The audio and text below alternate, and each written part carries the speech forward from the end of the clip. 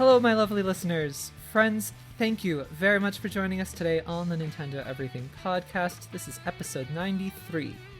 I am Oni Dino, and with me, I have a Metroidvania with the worst power-ups ever. It's Galen. I mean, at least I've got that replay value going on. That's the important thing.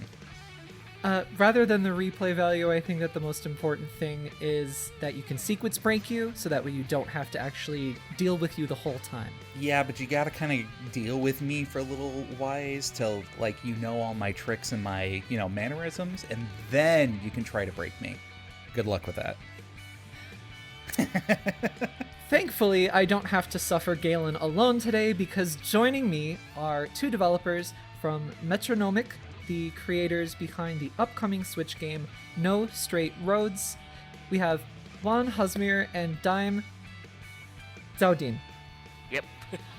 Hello. Hey guys. Oh, that was quite a pause there, so I was worried you couldn't pronounce my name. Yeah. I'm sorry. No, that was great. Thank you so much. Well, thank you for having us. Thank you so much for having us. Welcome to the show, guys. Usually we start off the episode with Galen making a bad joke. That already happened. Yeah, that was a good intro. I like that joke. I really liked it. I enjoyed it a lot. I was holding back my laugh the whole time just now. Yeah, it was hard. It was so hard. We'll see. In an hour and a half from now, we'll see if you are still laughing at his jokes. Oh, yeah. So, to start off the show, though, this week, I'd like to hear from both of you guys a little bit about yourselves, who you are, what you do, and, of course, about No Straight Roads. So, Daim, can we start with you? Can you give yourself a little self-introduction, please? Okay, hello everybody. Thank you so much again for having us on your podcast. My name is Daim Dziauddin. I'm the... what am I? Sorry, a bit blank. I'm the co-founder, CCO, and also the creative director of Metronomik, and also our upcoming game, No Straight Roads. And I'm also the co-founder. I am Daim's cousin, by the way, and I am the CEO and also the game director at Metronomik and No Straight Roads. Awesome. So, just to do the elevator pitch for our listeners who haven't heard of No Straight Roads before, this is a third-person action-adventure game starring an indie rock duo who battle against an EDM empire to free the city from their control. And combat is very unique, involving listening to the music, knowing when to attack enemies, and knowing when your enemies will attack you. The game is coming to Nintendo Switch on August 25th, which is super soon. 4 Yeah, days, man. less than 4 days actually. Nervous. Excited at the same time. Yeah. It looks really cool. I've loved watching the different trailers and little bits of media that have actually been out there. Wow, Thank you so much. Yeah. That means a lot to us because our team is mostly new people, and this is our first time being directors, of course. So yeah, that's actually it was really nice for us to hear that comment. Yeah. Excellent. Awesome. And you guys are primarily based in Malaysia, is that correct? Yes, that's right. But Daim is a bit different. I'm the only one staying in Tokyo, so I am handling the Tokyo side. I mean, that's the official statement, but the personal one is just that I just want to live in Japan for now, so that's why we split our office into two parts. I completely understand. I was trying to persuade him to come back. he didn't listen, so... Yeah, Japan is a nice place, though, yeah. Daim and I, we lived there for 10 years, so... Oh, wow. Mm-hmm. So tell us a little bit about your company and what everybody does. How big is it? How many people you got there? Okay, I'll take this then. Metronomik, we started out in December 2017. And the idea was to, just to see what the Malaysian game industry can do. And of course, Daim and I, we've been discussing a lot about video games for the longest time. Daim and I, we usually hang out in this place called Ikebukuro. and we meet like every 2 Saturdays, and then we keep on discussing game ideas. And Daim kept persuading me to quit Square Enix. Yeah, I was the earliest guy to let's just quit our jobs, let's just make our own company, man. We have so many ideas, we don't have to follow other people. Let's make our own thing, kind of thing. And But Hazmer Final Fantasy 15 was not done yet. yeah, Hazmer was like, It's still going on. he was like, no, let me finish this game first. Once it's done, then we can think about our new studio. Yeah. Not to mention that I also worked on Monster of the Deep, the strange FF15 fishing VR game after that. But yeah. Oh, Nice. right. Yeah. But once that was done, then I say, okay. I told my director Tabata-san that I'll be leaving. I actually told him like I'll be going back to Malaysia to grow my own company. Anyway, 5 years before FF15's release, so it was already part of the plan. And yeah, in December 2017, we set up office in Kuala Lumpur. We started out with around 6 people, Daim? Was it? Yeah, around there. Maybe Yeah. definitely less than 10 people. Yeah, yeah. Yeah, and most of them are us and our family members. So it's kind of like a small family business. Yeah, we have our brother and my brother Zaid, my sister Dina. Was Dina in from the beginning? She was, Yeah, right? she was, yeah. Yeah. Our cousin Aidi. So there's like 5 of us. So 5 out of the whole team member that time are already family members. Yep. That's awesome. Family-run business. Oh yeah, and Yes. Rie as well. Yeah. Sorry, I forgot. Of course, Rie. Yeah, is- you forgot I- my wife. My gosh. Oh my god, I so feel bad. Go Rie. I'm so sorry, Rie. I'm so You. sorry. No, just kidding.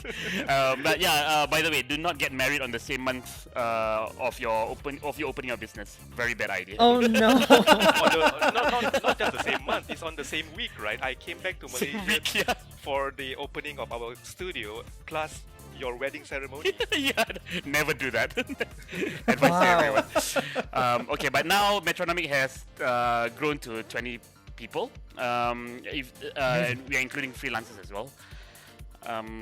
Yeah, most of them are very new to the game industry. Some of them just graduated. Others, one of them was an accountant.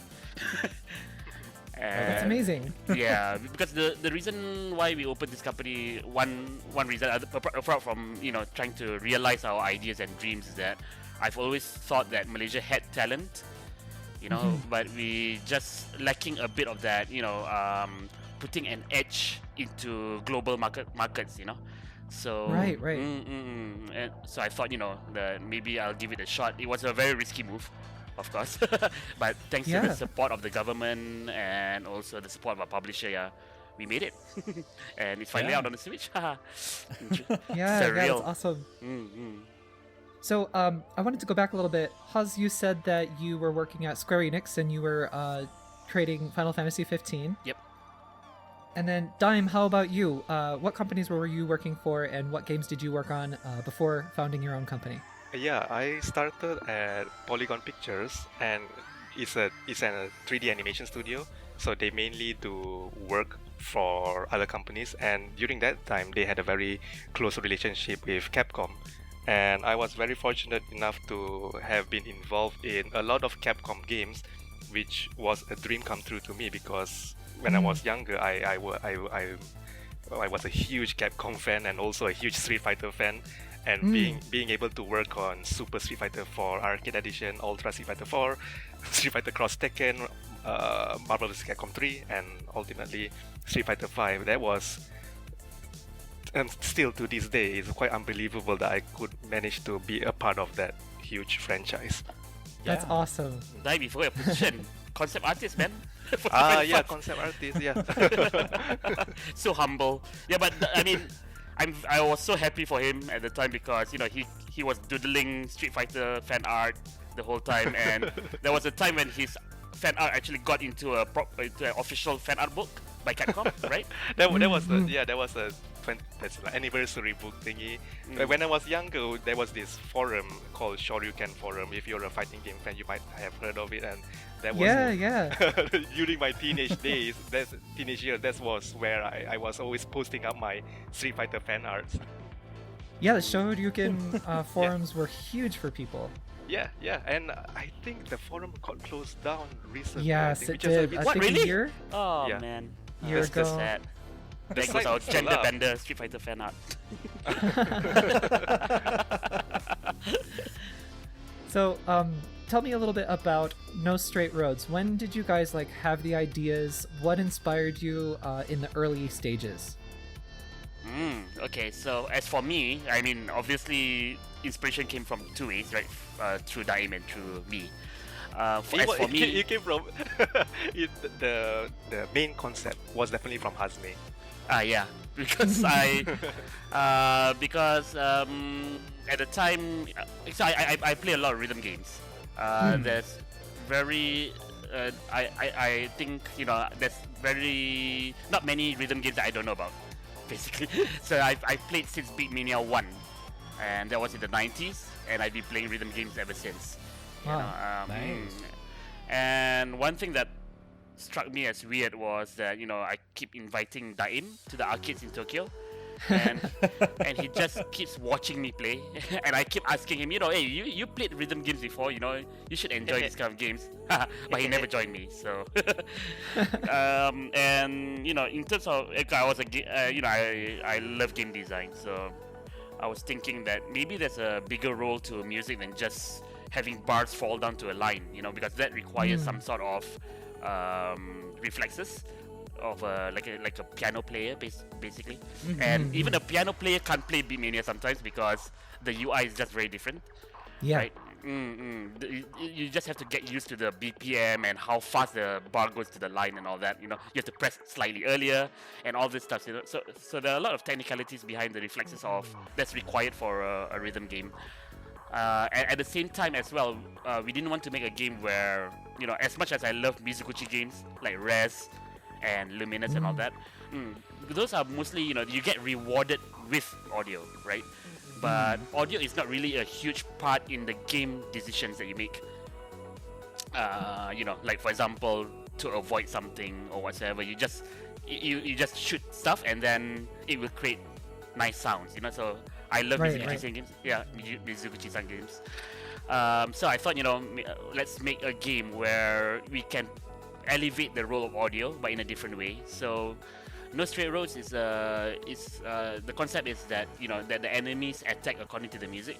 To me, music has a lot more rules, that we haven't played with. For example, stanzas, pitch, chorus, whatsoever. So. Yeah. Rhythm games only play with beats and rhythm. So I thought that if someone can listen to some music, let's say a music that they don't know about, and they listen to it like 2 times, 3 times, and they know that a chorus is coming, right? That particular music instinct is what we wanted for our game, rather than the following the beat. Yeah, I see. Yeah, that makes perfect sense. Because I've had the opportunity to play No Straight Roads a little bit. This is a 3D sort of action game that has rhythm elements to it. I wouldn't really call it exactly a rhythm game because you have full control of your character and you run around and you hit things and stuff. And the enemies, attack on the beat. But it's not just like, okay, 1, 2, 3 hit, like that kind of thing, like you said with the chorus, like that's when this attack B comes in, and then in the bridge attack C comes in or something like that. And it's a very complex music integration. Yeah, a lot of work has put into that. There was a lot of going to and fro in terms of feedback.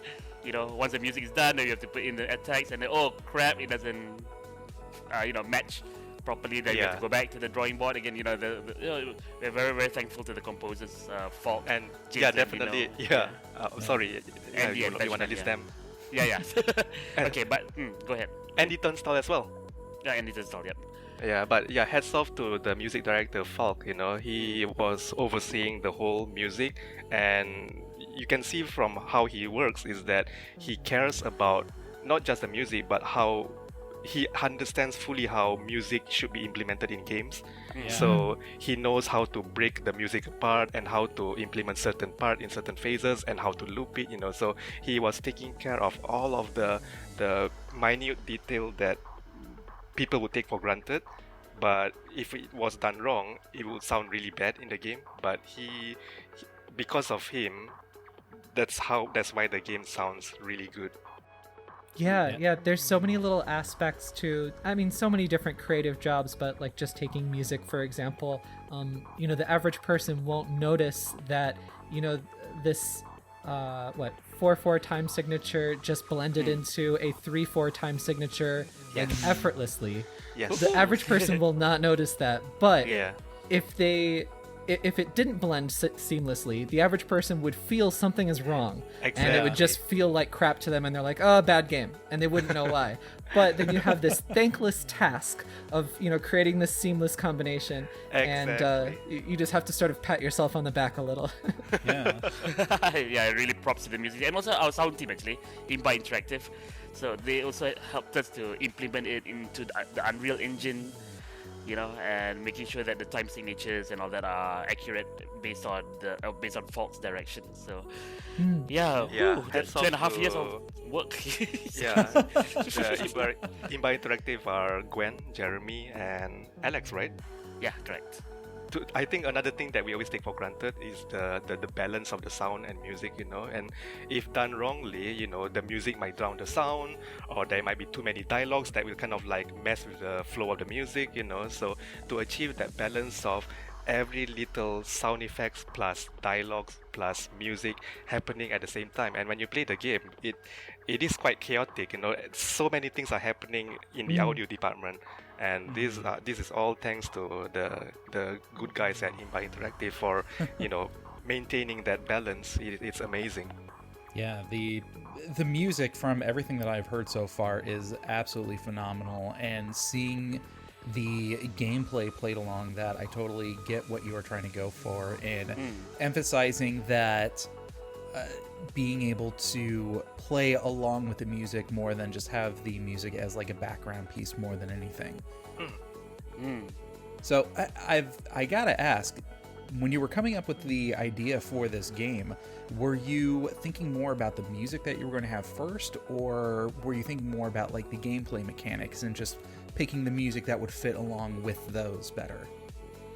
So obviously the concept of users following different rules of music apart from beat and rhythm was the main concept first. And obviously when Falk heard it for the first time, he was shocked. Because imagine all the engineering work that you have to put into this kind of game. Yeah. But it is a core UX, so we really had to seal that deal, and that took us a long time to perfect. And then only the game mechanics were thought of after that. So when we were thinking about the game mechanics, we thought of Rock vs. EDM. Rock vs. EDM was my idea because I was thinking about a small fry beating the big guys. And there are many what do you guys got tales. against EDM? Nothing, man. I love it. That's why we made it the bosses. Yeah. So you hear We about had- EDM. Yeah, we had to put this disclaimer to a lot of interviews, like guys, we don't hate EDM, okay? Because we've been getting a lot of, when we are reading comments online on like YouTube channels and stuff, and people have been saying like, holy shit, these guys hate EDM, and we're like, no, don't you see that the music, the EDM are amazing, the tracks are amazing in this game? Yeah, listen to the boss themes. They're really, really good. Everybody so much. clearly loves EDM there. Exactly. I absolutely love the premise that you have this, indie rock group who's trying to go around and take down the corporate music industry of EDM, but EDM is like the most prevalent in there, and Yes. those tracks are bopping. What can I say? They are amazing. Yeah. Galen, you sound so old right now. Boppin'. What's that? I think they're hip to the jive.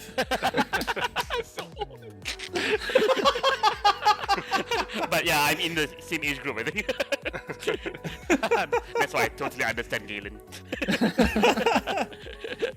But yeah, I mean, another thing was, I was very influenced by a lot of these, games and anime that actually have all this small fry versus the big guys concept, like for example, Gurren Lagann, Kill la Kill. So those animes actually were also, kind of it's a very simple story, right? I mean, you get it upon the first 30 minutes or so.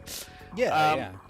But that was the main concept though. But it was very surface level because we just took a classic tale of a clash of ideas, clash of taste rather, like PC Master Race and all this Nintendo Yeah. Sony and all this stuff.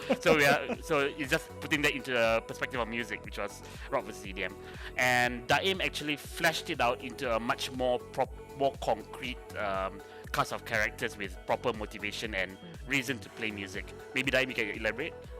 Yeah, I guess when we created this world, one thing that we both of us hold dearly is that we don't want it to be very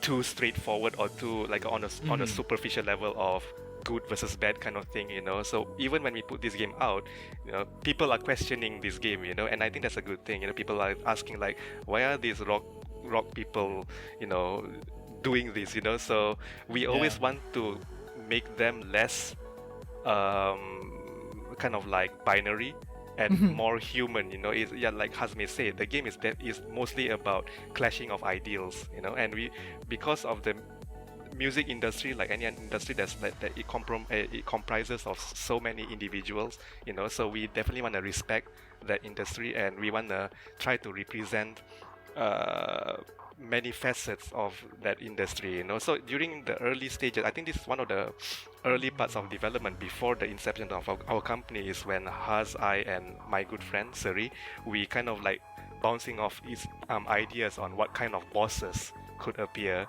in the game, So that was before music production or anything. We look at the music industry as a whole, and we were thinking, what are the fun subject matters to tackle in this industry? And because I think we were in a very fortunate position that not many games have, that we are tackling a subject matter that is quite unique compared to other games. So we definitely wanted to push that depth of story that we have. No, absolutely. Yeah, I think earlier on, when I was playing like kind of the first stage where you get to walk around the city, there was even areas where you go into where they're selling headphones and they're selling like drumsticks or something like that. And the world building that you have in there, even Zook, one of your main characters, he says like, this main company, No Straight Roads, they're not necessarily bad. Like they create quality drumsticks. Even my drumsticks are made by them. Wow, so it's really not like Yeah. it's not like bad versus evil. It's just like you said, clash of ideals. And I think that's great. That's like a little tiny aspect of writing that you didn't need to put in there, but you did, and it's just No, I'm really fleshing out happy the that world. I'm really happy that you picked that up, because I always find that very interesting to have that in Zook.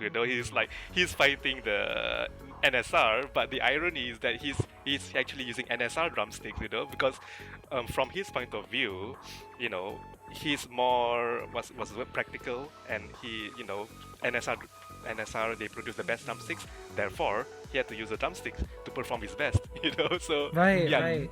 those kind of little things that we want to put inside the game that make them feel more human. Yeah, so just to sort of get the point or the premise across to our listeners who haven't heard about No Straight Roads before, you're playing as Zook and Mayday. They are two-piece band, and No Straight Roads is kind of the big company that sort of has a monopoly on the city. They own the electricity, and they end up shutting down electricity in the majority of the city very early on, and you kind of go on a quest to sort of restore electricity, restore power, but your characters are also imperfect, Zook and Mayday. So it's a great little open-ended premise that you can sort of explore as you go through the boss battles, which are the primary aspect of the game, and then a little bit of exploration. Exactly. Yeah, that's a very good description of our game. Yeah, can we hire you as marketing and PR managers?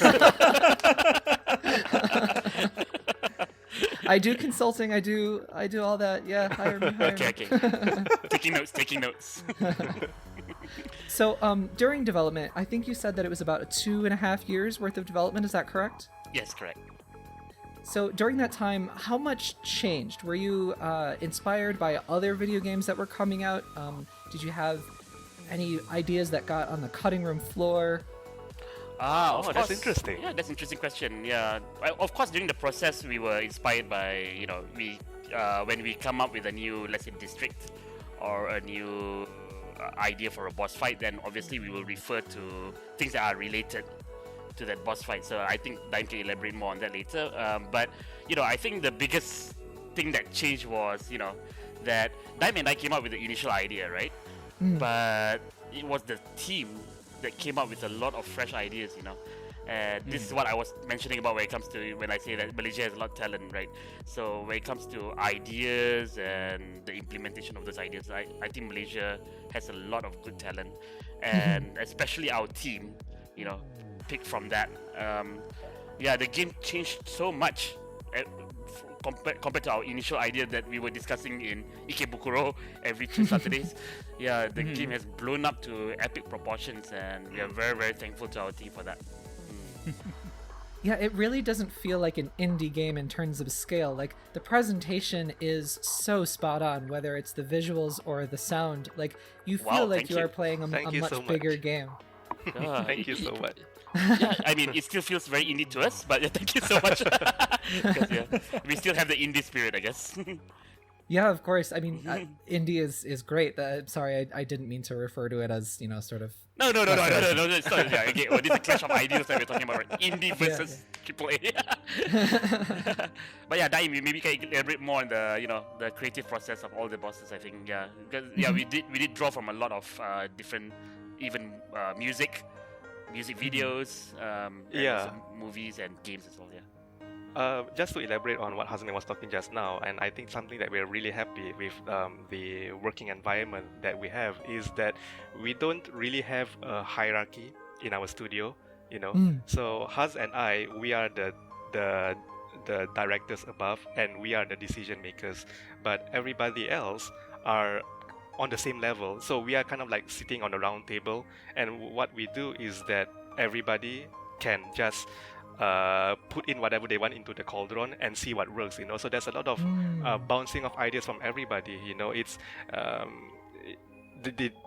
we try to make it as open as possible so that people are excited to share their ideas, and we're really happy because the stuff came up, everybody, and it might even come from people who might not be in a specific discipline, like a programmer can suggest something on the creative side, So I'm very happy with this environment because we could see, Haz and I, we could see that our members, everybody was like really kind of like, why don't we do this? Why don't we do that? And putting in, and we are concocting this concentration of creativity, and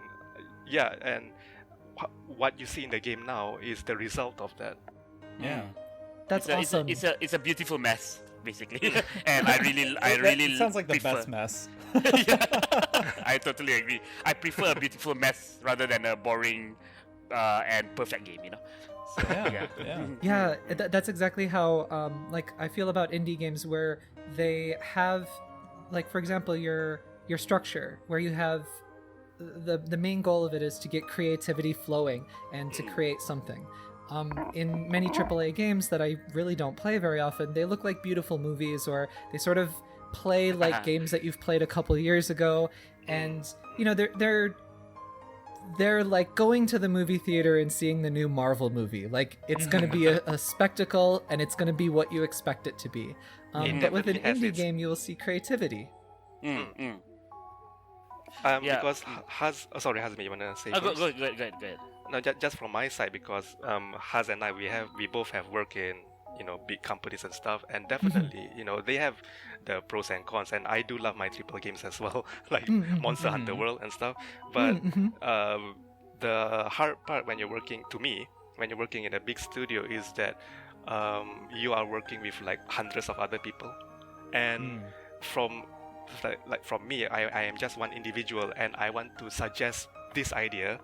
It was very difficult because you have to jump through a lot of hoops and systems to kind of like get this onto the view of the directors, So at the same time, I understand why they have to do that, because a big game requires a lot of meticulous work to have it running, and but I would say the small disadvantage is that it might discourage some people from suggesting new ideas. Right, yeah. Like you said, pros and cons. Yeah, but it's just that compared to Daim's experience, I was luckier in that aspect because as lead game designer for Final Fantasy 15, I had a whole lot of creative freedom, and so the members are also the same, which is why a lot of people say FF15 is a hot mess. In a way, yeah, because everyone could give their input, So actually, I did bring in some of those ideologies into our company as well. Yep. So there are exceptions, but yeah, I have worked for Final Fantasy Type 0 as well, and a few other. Yeah, so there are a lot of restrictions in those areas, but FF15 was a very unique monster. Interesting. Yeah. Yeah, that's very surprising in a Japanese business, especially. Exactly right. It's like, well, what am I doing there as a lead game designer? That's so weird. It was so strange, being the foreigner in a very, very Japanese team, So yeah, it was very surprising. Yeah. So one game that I couldn't help but think about several times as I was playing through No Straight Roads is No More Heroes. Did that game inspire you guys at all? Yes, definitely. I mean, it does, the vibe of it. Yeah. But sadly, I never played the game. Oh, okay. So yeah, then it's kind of probably pure coincidence, but in No More Heroes you are, you're basically killing 10 assassins who are after you or who are better than you or something like that. And so the concept is sort of similar with No Straight Roads, where you're going after these big people in this company, one after another. It's kind of a classic tale, but it's also hack and slash kind of, I don't know if I would say hack and slash, but third person action. And there's this sort of chaotic or anarchic vibe to both games, and they both are so highly stylized that I couldn't help but think of here and there and here as well as No More Heroes. I mean, not as a copy or anything, but just as oh, this reminds me. Hazmer, didn't you play No More Heroes? Sorry? Didn't you play? Yeah, I did. Right? Yeah. Well, of course, No More Heroes is also a 3-word title with the word no in it. That's true too, yeah. So that's quite coincidence. And I think Suda Goichi also is an amazing director, right? So for us, of course, to be unique and not flashy in the No More Heroes sense, but giving it a certain vibe, right, is very, very important for us. So I think Suda Goichi does brush off a bit on us, but I think the bigger, the one that you mentioned about trying to destroy 10 different evil bad guys. I think the closer inspiration is Scott Pilgrim. Ah, okay. Yeah, 7 ex-boyfriends. So it's not ex-boyfriends yet. Also from Hazme's side is definitely Kill la Kill, right?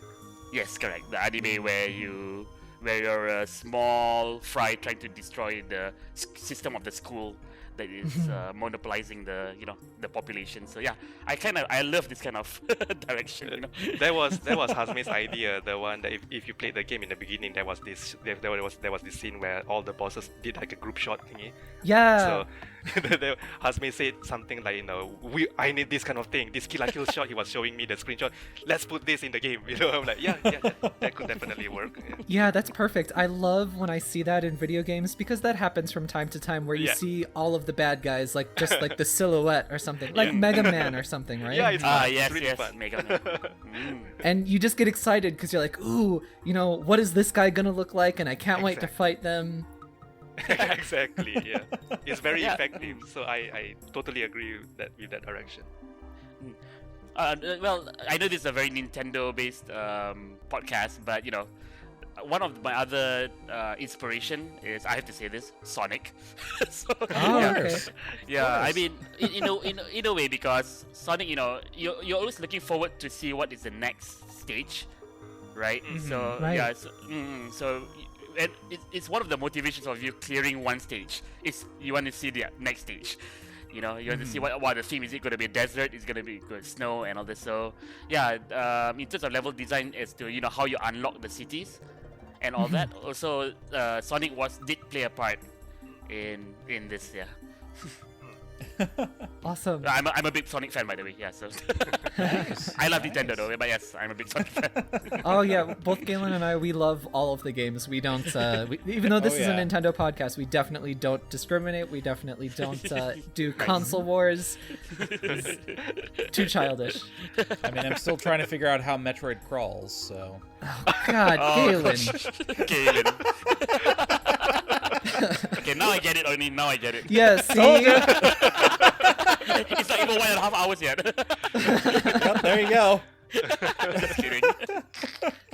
So, Daim, can you tell us a little bit more, or I'm sorry, not us, but can you tell our listeners who maybe haven't heard too much about No Straight Roads a little bit more about like how the game flow is, what the feedback loop is for playing the game? Okay. So, basically what you have to do is you have to hijack concerts in order to defeat the bosses, right? To defeat the NSR artist. We won't mention exactly how many, but the idea is that you have to hijack the concert. So before that, what you have to do is you are actually based in the sewers because you're literally an underground band. And in the sewers, you can actually level up your skill tree. There's a skill tree. You can also pick up stickers in the city, and you can actually slap them on your equipment, and it will give you some passive buffs. And, Nice. And after that, you go through the city, and you can talk to all these NPCs, pick up stickers and whatnot, and you can also experience how the world is changing depending on your progress. And after that, then you go and hijack the concert. Before you hijack the concert, sometimes you have to go through this thing called the approach. So the approach is like you trying to gain your right to hijack the concert, basically. So it's like a little, I wouldn't call it a dungeon, but just a little mini dungeon to give you a little taste of what the boss will be like. So so there'll be a bunch of drones that will attack you based on the beat. So you just have to find the opportunity between the beats to attack the drones, and sometimes it will come with gimmicks that are only that specific to this boss fight. So it's a little bit of a tutorial of sorts, right? And once you hijack the concert, then you will get new special skills called the mods, and you will also unlock tracks. So what this is for every boss fight. You will notice that you start off with EDM. There's an EDM and rock meter, EDM rock meter. So whenever you reduce the HP or whenever the boss becomes more powerful, it will either lean towards EDM or rock, and the music will actually dynamically change as well. I love that. I absolutely love that. It's so much easier to write it on paper compared to implementing it. Oh, no, that.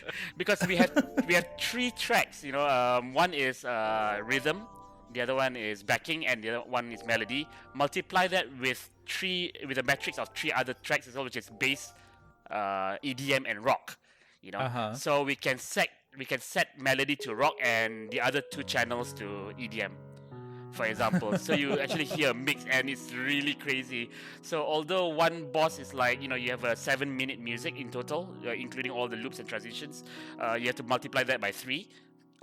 And after that, you have to divide it by 3 to the 3 different channels. Wow, it's so complex. Yeah, I know, it's crazy.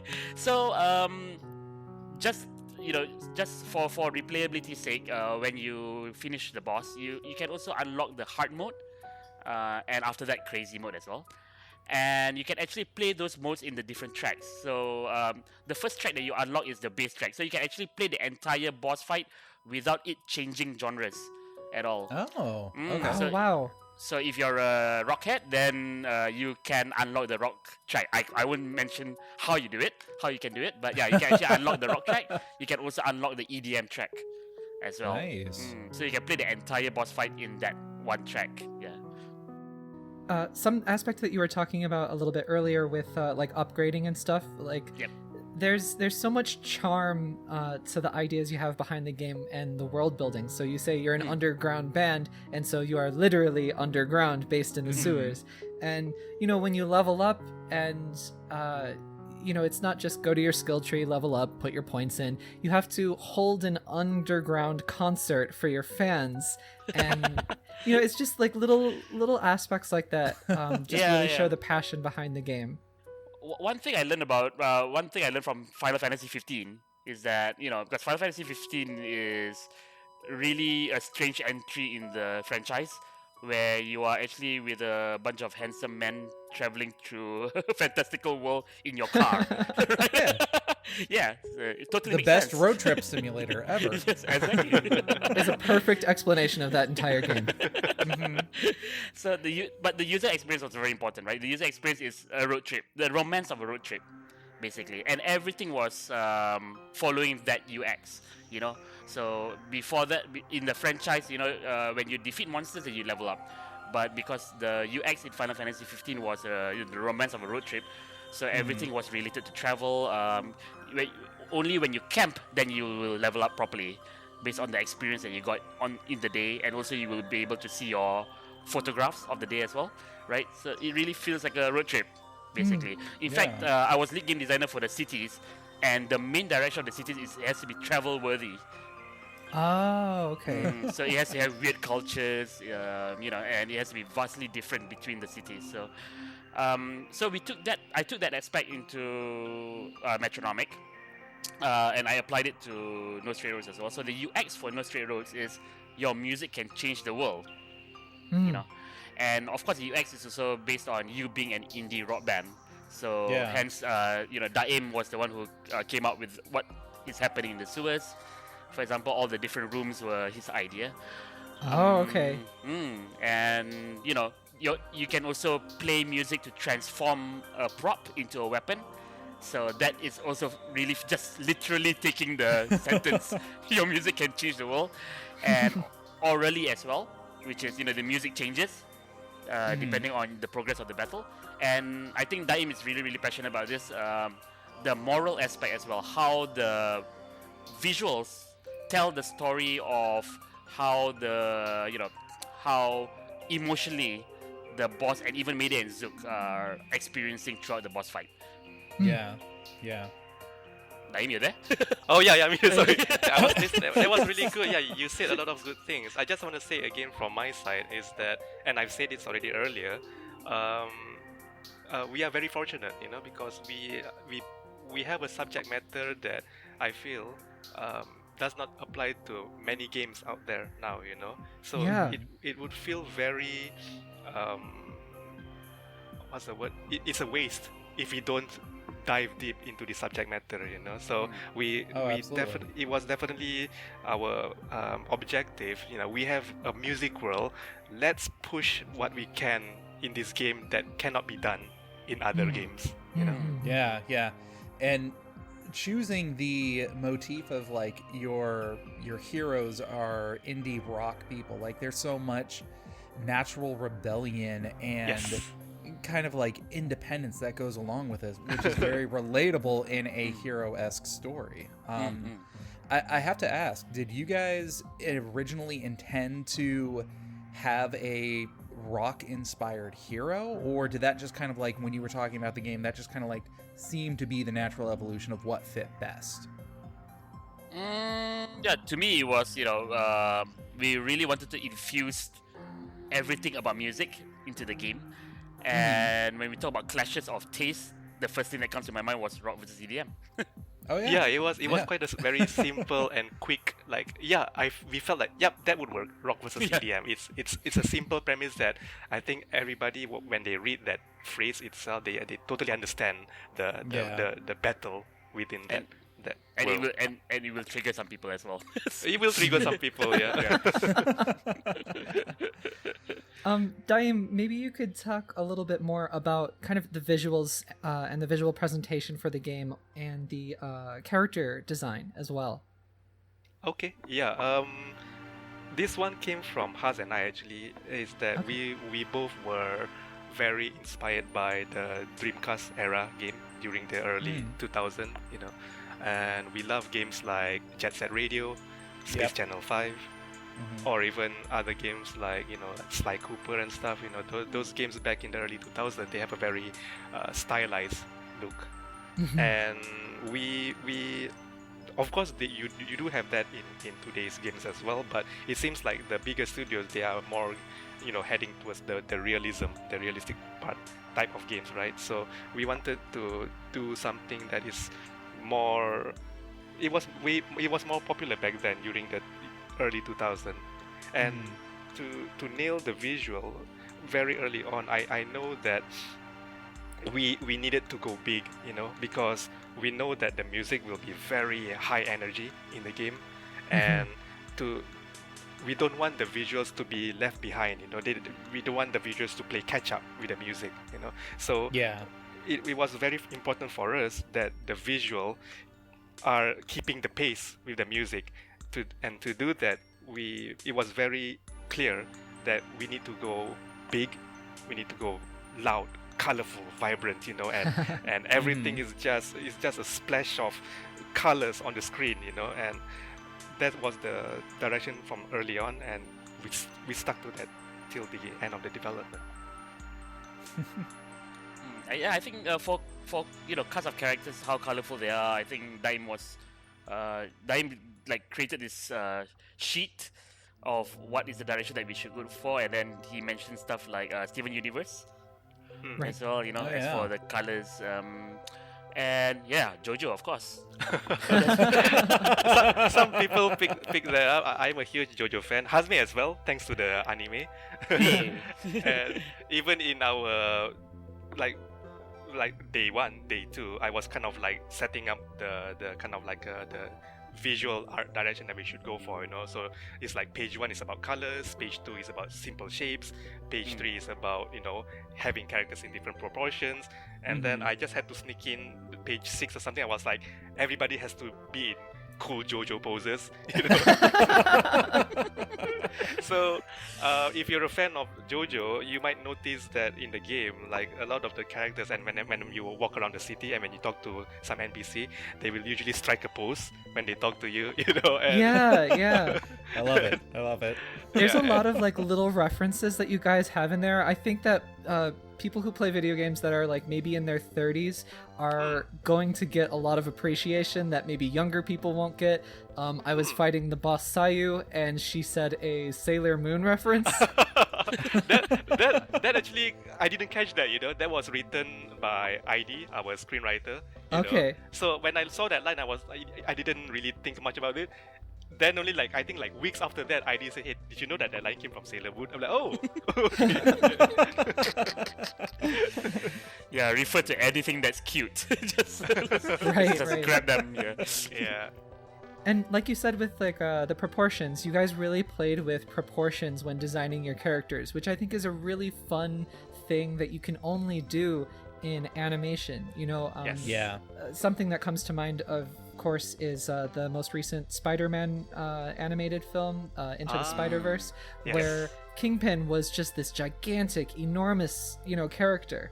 And that's something you can only do in animation, and you guys have really nailed that in No Straight Roads. Yeah. Thank you so much. Yeah, I think it could have worked if it went for a more realistic style. It will definitely be a different beast, But I just felt like for this No Straight Road game, it just feels that it needs to be stylish. Yeah. If you ask me, that was definitely the best call, because this game definitely catches your attention when you see it, when you hear it. Any sort of exposure, it's definitely turning heads. Thank you so much. Yay. Thank you. We're very happy with the reception we're getting online as well, and we've been getting a lot of fan arts, and Oh God, Awesome. beautiful. yeah, Excellent. it's beautiful. And they might not know this, but a lot of us are looking through all the fan arts that's been done on social media, and we pick some of them and we keep sharing it within our staff members. Like, holy shit, guys, look at this! The guy do this, the guy do that, and we do that sometimes on a daily basis, and Thank you so much to everybody who has been drawing all these fan arts for us. You might not realize it, but we have been very appreciative and humble that you have been drawing so many artworks for us. Oh, that's awesome. Yeah, I mean, they even created a Discord for us. We totally didn't do the indie thing that we should have done, which is create our own Discord. but they did it for us. It was wow. So Hazmer, are you in the Discord? I'm too shy to go into the Discord though. Are you in the Discord? Yeah, it was supposed to be a secret, but yes, I am. I am in the Discord, spying on them. It's just one of those things that I kind of feel like I would be too awkward to meet anybody, so I'll just kind of hide myself for now. Yeah, that's so you, Daim. So I wanted to ask you a little bit about that. So clearly the reception leading up to launch has been really positive. It's on pre-sale and pre-purchase in a bunch of different shops. Do you guys have any knowledge of the figures for pre-sale, like how the sales have been going so far? Actually, no, not yet. We're just so busy with marketing and last-minute stuff, so I never asked my publisher yet on that. So yeah, thank you for. Again, may I hire you as a marketing or PR manager? I don't think I'm doing that job properly. But Haz, we can talk about the collector's edition, right? That is something that. Yes. Oh yeah, yes, please do talk about that. Nice. Physical people love to collect physical stuff. Yeah, collector's edition sold out really quickly. Yeah, we were shocked. Yeah, it was very quickly sold out, and to our surprise and also our delight, and at the same time a bit sad because we've been getting some comments online like, I couldn't get it because it already sold out, and I wish we could do something. I don't know. We'll see what we can do in the future, but yeah, that was one thing that was really a big shock to me personally. Yeah, I mean, when we showed the collector's edition at the time, the game wasn't gaining that much traction. We just went to some indie shows, and then we get a few audiences here and there. So when we released the trailer and we mentioned about the collector's edition, and it got sold out like within weeks, it was really surreal, man. Yeah. It just comes to show how much people appreciate our art and our music, because it came with an art book. It comes with a vinyl disc as well, and it's really awesome. Seriously, a shout out to our publishers, Sold Out. They did a really good job. I want a pair of those drumsticks. Oh yeah, and the It's drumstick really as cool. well. Drumstick as well. Yeah. Yeah. So Too bad we cannot. Sorry, go ahead. Yeah, too bad we cannot jam in a guitar in there. That's for Mayday, but drumsticks are good enough. Yeah, with that canister, right? It has to be really custom made. It's like $10,000 collector's edition. But yeah, You just may need to make like one of them and just put them out there. That would be really You can say you made right? it. I Scary. think if we were more like a big prominent studio, they would do something like that, isn't it? Have like one ultimate edition with a shiny. Yeah, they do that nowadays, don't they? Like Yeah. a lot of the Yeah. Western studios, especially. Yeah. no, but even Japanese studios. I mean, like Atelier Ryza. Oh yeah, Koei Yeah, Tecmo did that. Capcom did as well with Devil May Cry. They did the jacket with Dante. Yeah. Wow. Wow. One guy, I think Atelier Ryza is a 1-to-1 model. Yeah. Of the main character. Ooh. Of what? Of the main girl. Holy shit! Yeah. You mean like a human-sized model? Yeah, Yes. human-sized model of The Ryza, hell? which is a little bit creepy. It's a bit creepy. Hey, hooray for otakus and we. This is the exclusive waifu edition. Waifu edition, nice. Yep. Wow. But yeah, I mean, our publisher really lived up to their names, which is Sold Out. so the collector's edition sold out really quickly. So it's Very available nice. digitally, and is it also available physically in just like a regular standard edition? Yes, but one thing though is that the physical edition of the Switch will come later on 15th of September. Okay. Yeah, so it was due to distribution problems and all that. So yeah, Right. We're very sorry for that for those who pre-ordered the physical edition. But for digital, it's definitely available on 25th August. Right. And that's not too Excellent. far away. Mid-September. It's just a little bit of a wait, not too crazy. Sorry, but yes, please wait a little longer. Please understand, right? Please understand. Yeah. Please be excited.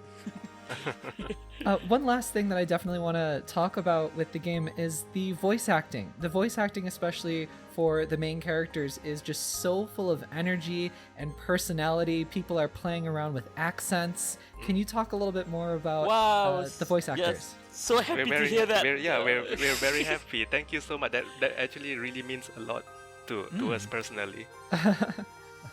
I can say that from the beginning that when Haz and I, when we create this company, one thing that we want to do is that we want to have our own identity in the game, right? And it was it was a concern, some kind of in Malaysia where a lot of young artists they tend to follow or copy other styles, and currently a lot of the young artists tend to follow Japanese anime style or American cartoon style, which is fine. You can follow that, but as you grow older, we don't want to be the follower the whole time, So when we make our game, it was our strong direction that when we get the voice actors audition, we tell them, please do not westernize your voice, we like your Malaysian accent and we want that in our game. So that was the main criteria when we were doing the audition. And once we start recording some of the voices, we did kind of like implement some of the voices in the game, and it was quite a big shock to Hazmer and I, because we showed it to our staff and some of them actually didn't like the voices. Oh, really? Yeah, it's actually a very common stigma, I guess, in Malaysia, because Yes. when you watch Hollywood movies, right? So you're used to American accents, of course, and if you see a Spanish person in the movie, then you're also used to Spanish accents, Japanese, Chinese as well. But Malaysian to us some of us is cringy, because we're just not used to having Malaysian accents in the game. So it feels very. So it It's feels kind like of like- very sorry. unprofessional in a way, Yeah. So yeah. Sorry, go ahead, Daim. Sorry, I just want to add in that a lot of us, and I don't blame this on anybody, but a lot of us tend to associate Malaysian voice to something that is not international quality, So a lot of the young people are brought up by Hollywood films, so they have this mindset that westernized movie is great, and if it's like local movie, it's like it's not as cool, It's I always see. the grass is always greener on the other side, kind of thing. Right. Or adding on to that, Western movies and Japanese anime are great. So that's a common Malaysian mindset. Yeah. Yeah. Yeah. But that's really excellent, though, that your studio is insisting, like, no, use your Malaysian accent, play around with accents. We should be proud of our, Exactly. Malay heritage. Yeah. Exactly, and during that time when we had the kind of like the initial recording into the game, and I think, in fact, most of the staff didn't like the voice, So Hazmi and I, we had to fight tooth and nail. We had to convince them and talk them,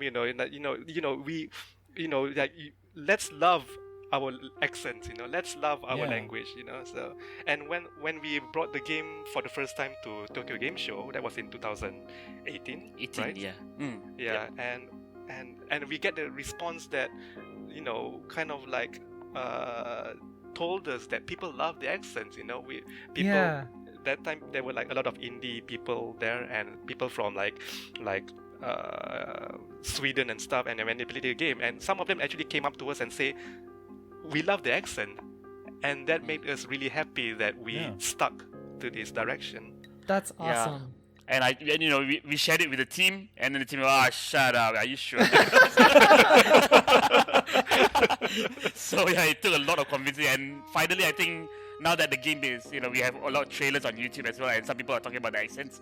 It's very obvious that the people who are complaining are the Malaysians. Yes, and the people who Oh. are praising the accents are not Malaysians. Yeah, so it's, really interesting. I think it's But- absolutely great. It brings so much uniqueness and personality to the game itself. Thank you so much. Thank you. Yeah, I mean, I think a lot of people don't know what Malaysia is, and a lot of people also don't know where Malaysia is. Is that near Thailand or Singapore? So we have a lot to offer. It's just that we are too shy to show it. Yeah. So I'm really, really hoping that this game would be the first step towards us including more of our culture. Like for example, in the indie world, right? There was Raji, right? Yes. They were very proud of showing their Indian heritage. Yeah, that was my Yeah. favorite thing on the entire show, and that was partially why. Like, I was like, oh my... I mean, we'll talk about this in a little bit, but yeah. Sorry to jump the gun. No, it's okay. But yeah, I mean, Raji is a really, really good example of why we should embrace our culture and Exactly. and also include it in a very relevant way. We shouldn't just put in Malaysian culture for the sake of doing it. It has to be relevant enough for people to understand. And also, for example, I can push a Malaysian traditional game in our video game, but will it make sense in the context of a music-based game? Yeah, so that would also be part of our homework, for all our Malaysian games. But voices for me is relevant anyway, right? If you have voices for a game and you have characters, why not just have them in their original accents? Exactly. One of my favorite things about the voice acting is just that they are playing around with pronunciation as well. Like, I have an example of Mayday's voice actress, Su-Ling Chan. They were talking about electricity, and she said the word electricity with like an American English accent several times, but then at one point she was yelling at one of the bad guys and she said, "You do not own all the electricity," and she just like said it like that, and it was just fun and it made me smile. And that's the kind of stuff that I think you never see in video games, and you will only really get that with an indie production. Thank you so much. Yeah, I definitely want to give my hats off to the main two cast, Su-Ling Chan and Stephen Bones. Yeah. They were amazing people to work with, and they understand very early on the direction that we want to go for, and they know that we don't have to copy other accents, and it was a joy. I was there recording with them for the entire game, and it was such a joy having them doing their magic in the recording booth. That is one of the most encouraging things I think I've heard at all lately. Well, and I mean, you've got this game where the entire idea is, again, you're going and have this indie rock revolution, and you're talking about setting up your own identity, which is linked very heavily into the core of what a lot of people relate to that sort of a thing. So you've got so many different things working for you right now. Thank you so much. It's great. Thank you. I think one of our greatest strengths for No Straight Roads is that we utilize what we truly understand. I think one of Daim's policy for storytelling is that if you do not understand that character very well, then you shouldn't make a story out of it. So for example, I don't know, if the character has a very, very weird history of abuse or whatever, we shouldn't. If we are not a victim before, then we shouldn't act like we know about it. Yeah, it's a big deal to me personally, because story is very important to me, and I hope that's one thing that people do not see yet in the game, because of the game trailers you don't really see the story, right? You only see the loud visuals and music, and I hope that once people play the game, they can see that we have put a lot of effort in the story, and Hazmer said,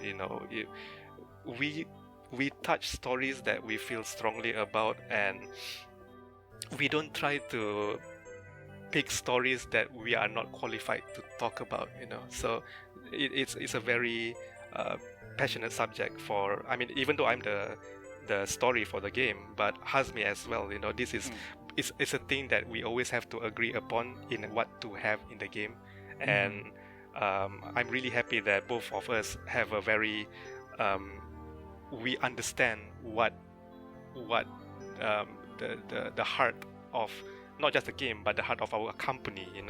Something that Hazmer and I we truly hold dearly in our company is the human concept, the humanity in our production. We don't want to be a factory of just churning out games and stuff. So since Hazmi has been working very closely with the Malaysian people, so he was very close and intimate with the staff members, and you can tell that most of our staff they like following Hazme, and I think it's I think You so. compliment Yeah, me too much. it's that kind of kindness that I think we try to nurture in our studio, that we want everybody to be part. We want people to be happy to be part of this company. Oh my god, I'm gonna cry. This is the most wholesome episode we've ever done on this podcast. You guys are so lovely.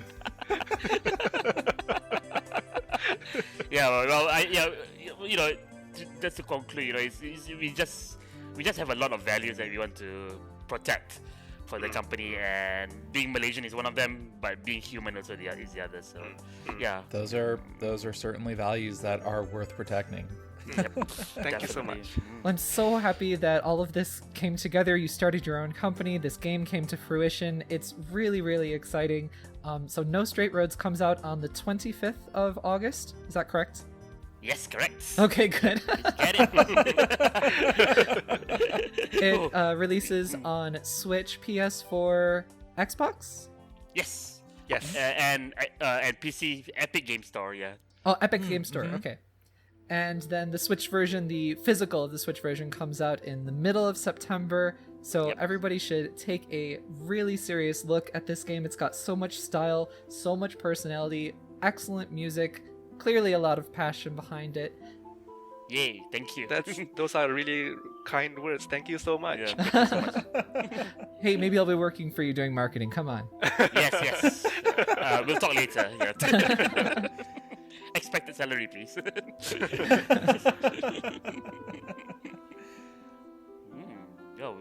was an excellent. That was a very fun interview. Yeah. So I have to say, that's one of. I really had a lot of fun. We've done a lot of interviews. I really enjoyed this one. I don't know why. Something about it feels very intimate. Yeah, wholesome, intimate. Yeah. Hopefully, other interviewers are not listening to this. But No, you're gonna don't cut worry. this off, right? Yeah. Okay, I will cut this part and save it and just keep it for me only, so that way anytime I'm thinking that I am doing a terrible job, I just listen to this part over and over again. It was You really great. Yeah. can use it to blackmail us as well. Yeah. And then Galen, I'm sorry I didn't go over too many of your questions, but did you have anything else that you wanted to ask? No, I mean, a lot of the questions that I had written down already came up pretty organically. Okay. I did have a joke here asking if I get a chance to beat up some U.S. country music, because that is my most loathed genre of music ever. Oh, you can bring up that joke later on. There you go. That was a good joke to bring up, though. Is that kind of like an American joke? I hear that a lot among Americans, where country music are kind of like the butt of the. Yeah, But like country pop specifically Yeah. is really bad. Like kind of like folk or bluegrass, that kind of country music is nice, but Yeah. Yep. country pop is just soulless. It has nothing to it. It's very much that manufactured. Well, I went downtown and I got in my truck and I drank a beer. Then I'm gonna get. It's They're just they're like, talking about trucks, No. beer. Talking about trucks, beer. Yeah. Well, Galen, you should go for it, man. Losing my woman and Losing my woman. being with my dog. Like those are the four go-tos for country, and it's terrible. Oh man, this should be the podcast, man. It's so cool. I'll figure out somewhere to put it in. Don't worry.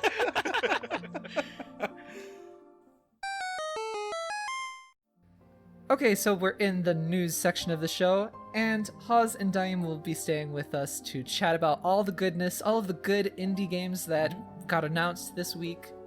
Apparently, Yeah. my jokes weren't bad enough to scare them off, so kudos. You have my respect. This is where it really gets terrible. The second half of the show is just like off the rails. Oh yeah, I'm warmed up now. So Oh, I'm looking forward to this. Oh, no. Bring it on.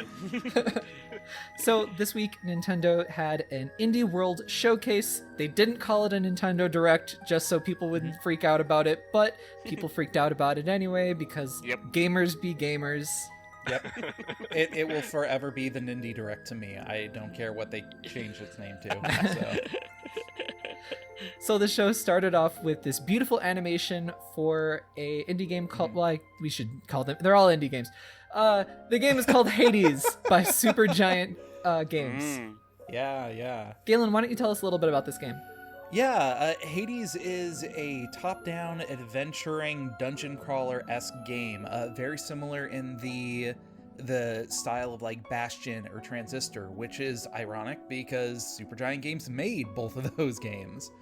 This has actually been out on the PC for a little while. I think this first like hit the shelves, cyber shelves, what do you call them? Anyway, back in late 2018, but I have been very patient hoping that this comes to the Switch, so I was absolutely ecstatic to hear that this is coming. I don't know if I heard this kind of behind the scenes, but I always knew it was coming to Switch. Did we know that publicly? No, we didn't. Okay, Alright, well yeah. then I'm glad I didn't talk about it accidentally on the show. You might have a dream about it, yeah. There you go. Yeah, There you yeah, go. maybe. It came to you in a dream. But yeah, it follows the son of Hades as he is trying to escape Tartarus. So there's a lot of, alluding to the Greek pantheon. You've got Zeus. Wow, I can't talk. Zeus. Zeus. I'm gonna You got have some you Zeus, you repeat got that some like 4 Atheon. times in post. I would be disappointed if you didn't set that up.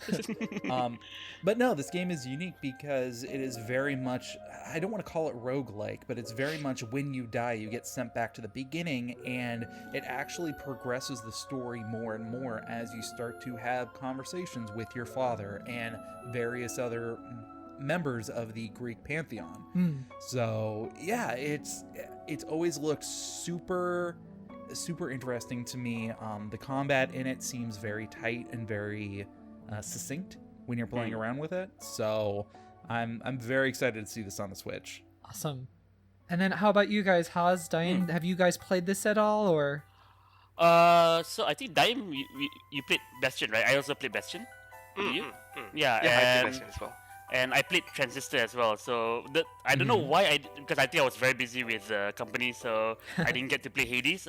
But although our programmer Nico, he was playing Hades after working hours, on our company PC. But but yeah, We've all been there. So but Hades looks amazing, man. I mean, I can't wait to play on the Switch as well. And wow, look at that that opening animation. Or was it the opening? I don't Oh, know. Yeah, that, So that beautiful. cartoon. What was it done exclusively for for this new trailer or something? I think so. It think was so. brand new. I saw a tweet that I retweeted, but I can't remember who the animation studio was that did it, but it's out there. It is very high quality. The animation man. is amazing. Yeah. man, Oni, you don't even know the sources of what you're retweeting. It's like you don't know how to Twitter or anything. Listen. Shut up. But isn't that how retweet works? You just don't care about the original content. I mean, it's true. It's 100% true. So And in the presentation, they also introduced that the Switch version will have cross saves with the PC version. So Yes. if you own it on the PC, Oh. that's an incentive for you to get it That on the is- Switch as well. yeah, I Man. think that's a really nice touch to have in there. Thinking about the technical aspects of that is already driving me nuts. So Yeah. really props to Supergiant Games, man. That's like so much extra work for them to do, but it's such a nice thing because it encourages a second purchase. Yeah, that's right. Yeah.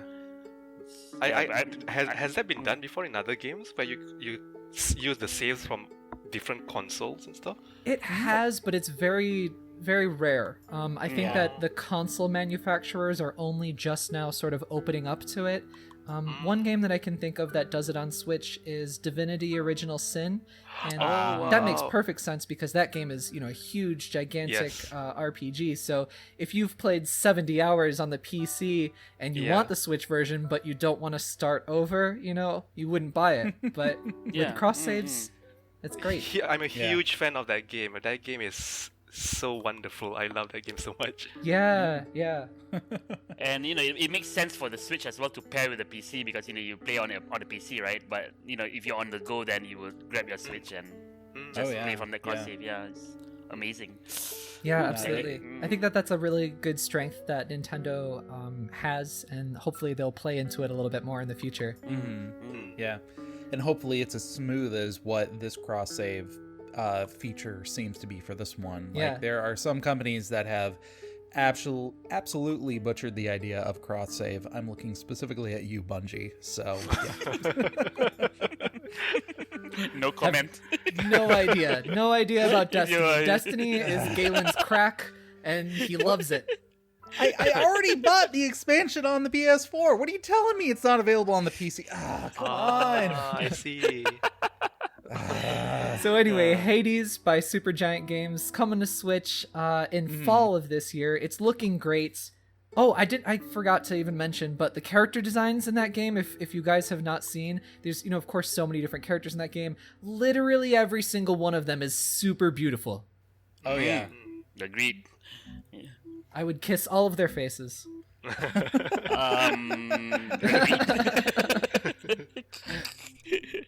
And then next, the next game that came up is Hypnospace Outlaw. This was a game that has like a Netscape browser Yeah. as a kind of game. It looks like it's straight out of like 1993. I like the meta. Yeah.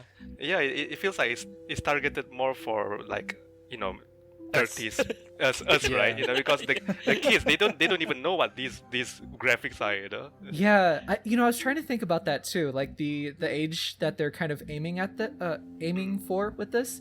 I think, like, I don't know about you guys, but I mean we're probably somewhere around the same age. But when I saw this screen, I only got like PTSD flashbacks.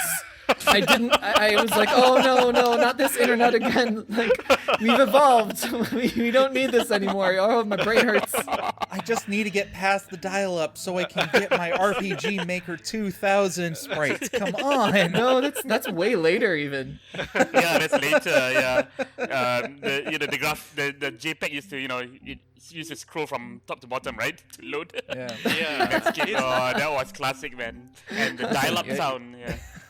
Listen, young Galen had dial-up for a while, so It is kind of half and half. I do feel the PTSD is still there, but I think there's a lot also that fondness of how those badly designed websites, Yeah. I think I have a soft spot for those things, Yeah, every once in a while you will, be on Google and you're looking for something very specific, and then you find somebody's webpage that they made 20 years ago still up, and it's like, Exactly. welcome, you have reached my webpage, and I'm a professor at whatever school or something like that. Yeah. And it looks like it came straight out of this video game.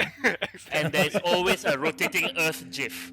Yeah. Yep. Always, Yep. welcome to my world, and then the rotating Earth. Yeah. Amazing. Hazme, you might anger some people on the pronunciation of GIF. Oh, yeah. Let's not go there, please. Let's not go there. GIF, No, whatever, it's, man. it's GIF. It's GIF. I will GIF. fight anybody who says GIF. They made that High joke five in the for GIF. presentation. Yeah, they did. They did. So in Oh, this game, it God. looks like you're going to be. It was actually a little bit unclear. I wish they had explained it a little bit better, but it seems you're going to be doing sort of like detective work. So you're trying Yeah. to hunt down hackers and other virtual villains.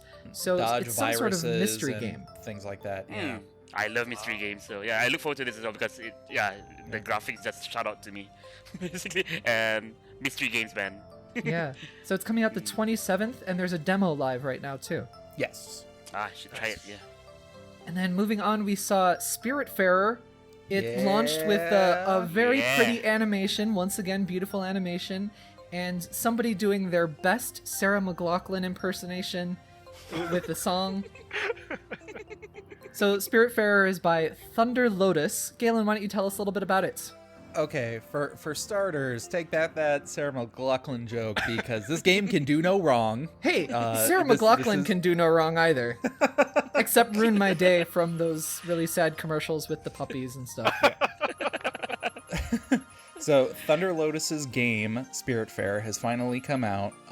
This game is absolutely gorgeous. The sprite work in there is so expressive, and just, there is not a single part of this game that I have come across so far that has not been just absolutely heartwarming to me. Is it sprite work, though? I thought that it was more like a hand-drawn animation thing. It might be. I use sprite work as just like the general... Hand-drawn sprites, I guess. Yeah. Yes. Okay. Yeah. Sprite work in the same way that Shantae is like sprite work. if you know Well, what I it mean. depends on which Shantae game. Shantae has been going all over with the different... Listen, why don't you just listen to Haz and Daim, Galen, and don't force your incorrect usage.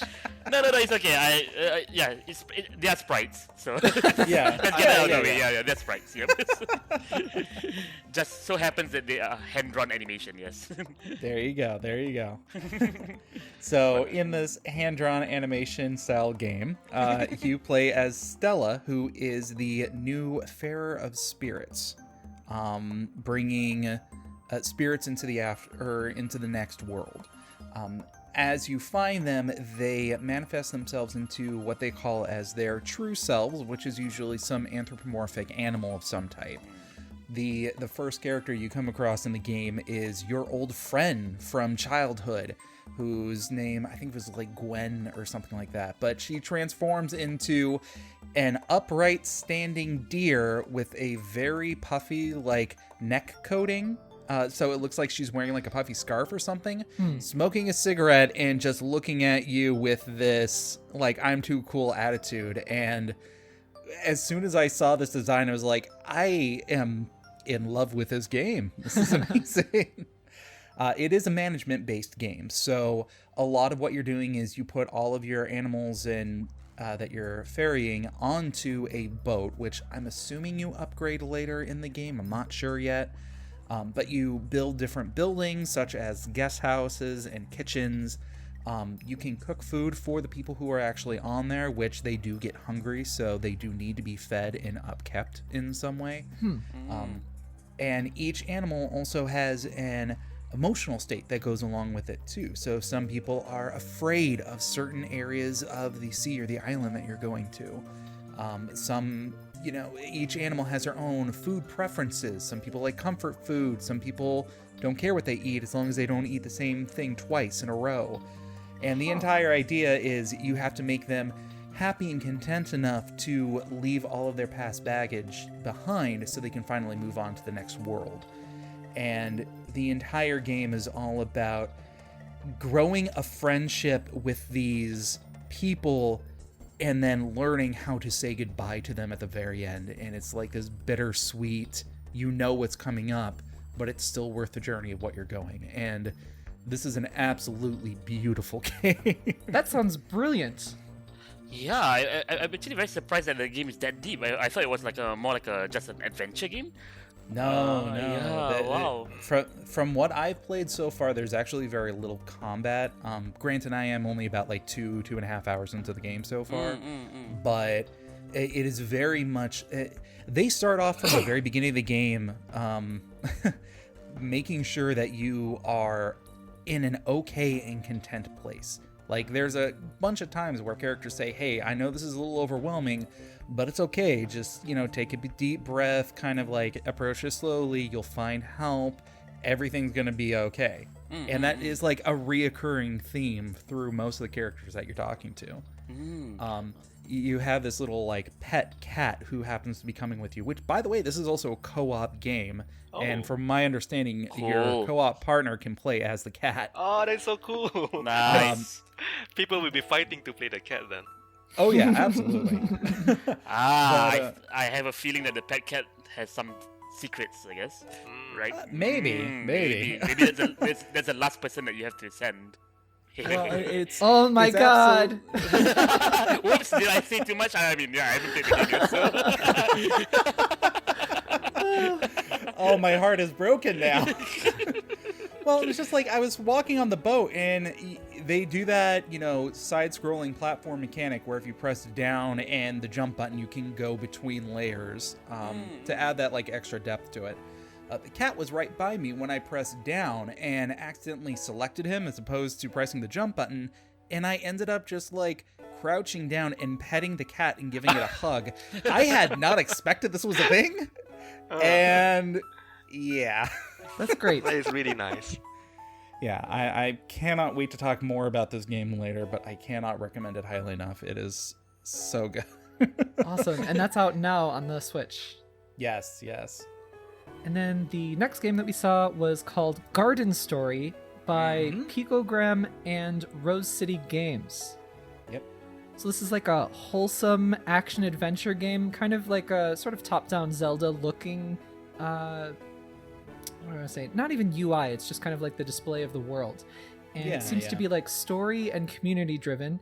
There's a bit of resource gathering and friendship stuff, like growing your friendships with your other characters, but there's also combat we saw.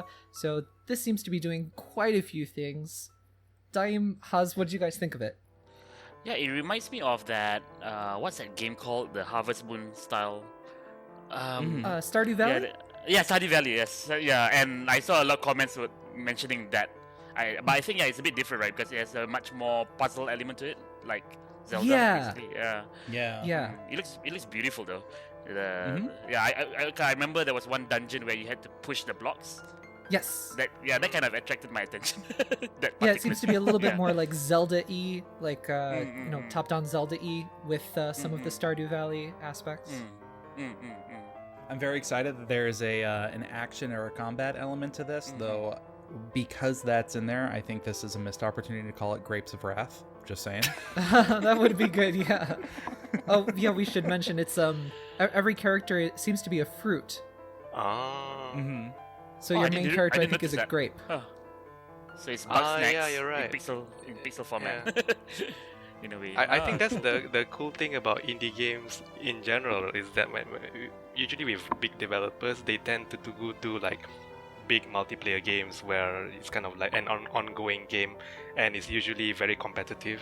And most games are always about kill them before they kill you kind of thing, And what I appreciate about indie games is always that people are always trying to kind of like sidestep from that direction. And even in this whole indie world showcase, a lot of developers are doing more like building up friendship and hugging your friend kind of thing, and I think that is absolutely. It's like Spiritfarer as well, right? Yeah, exactly. Really cool and I think we need more of those games. That space needs to be filled more. Yeah, I think that especially in 2020 and moving forward, I think just everybody could use a little bit more positivity. Yes. Yes, I agree. Yeah, I love that this is definitely story and community driven kind of game. So this is coming out in 2021. And then afterwards we saw the games Subnautica and Subnautica Below Zero by Unknown Worlds coming to Switch next year in 2021. I have in my notes here, it's just No Man's Sky, but underwater. No, it isn't. No, it isn't. They didn't lie to us in the promotional material. It's not No Man's Sky. True. Oh, burn, yes. So this is definitely a 3D planet exploration game. I would say it's similar to some bits of like Metroid Prime, where you're exploring your environment and you're learning what's happening here. And it seems to be without like fighting, without action. Perhaps there's a bit, but there was none of it in the trailer, so clearly it's not the focus. Well, this is also kind of an older game because I was looking into it. This game originally launched like end of 2014. Oh, that long ago? Yeah, on the PC, right? Yeah. Okay, I knew it was a PC game before, but I didn't know it was 2014. Yeah. Yep, we're getting older. Does that make No Man's Sky Subnautica but in space?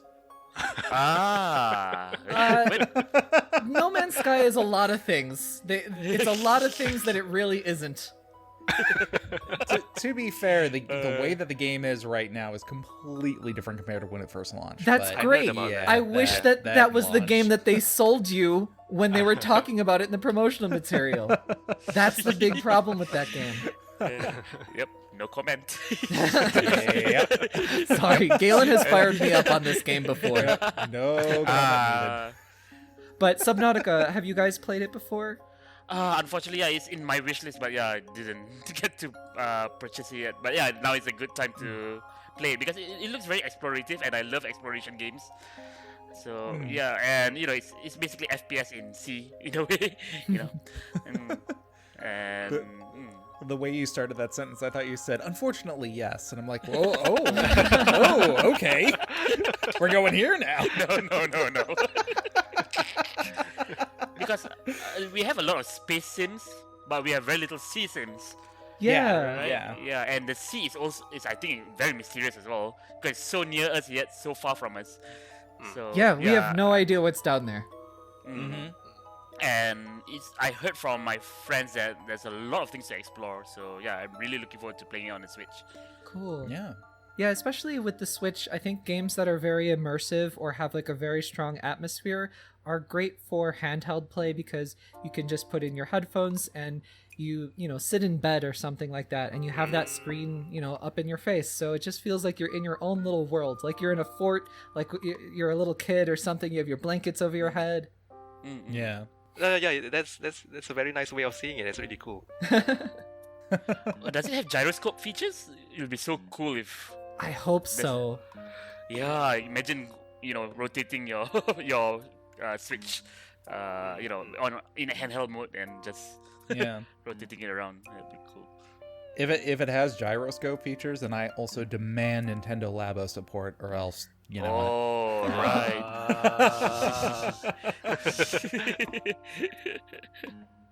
And then moving on, the next game was called Takeshi and Hiroshi by Oink Games.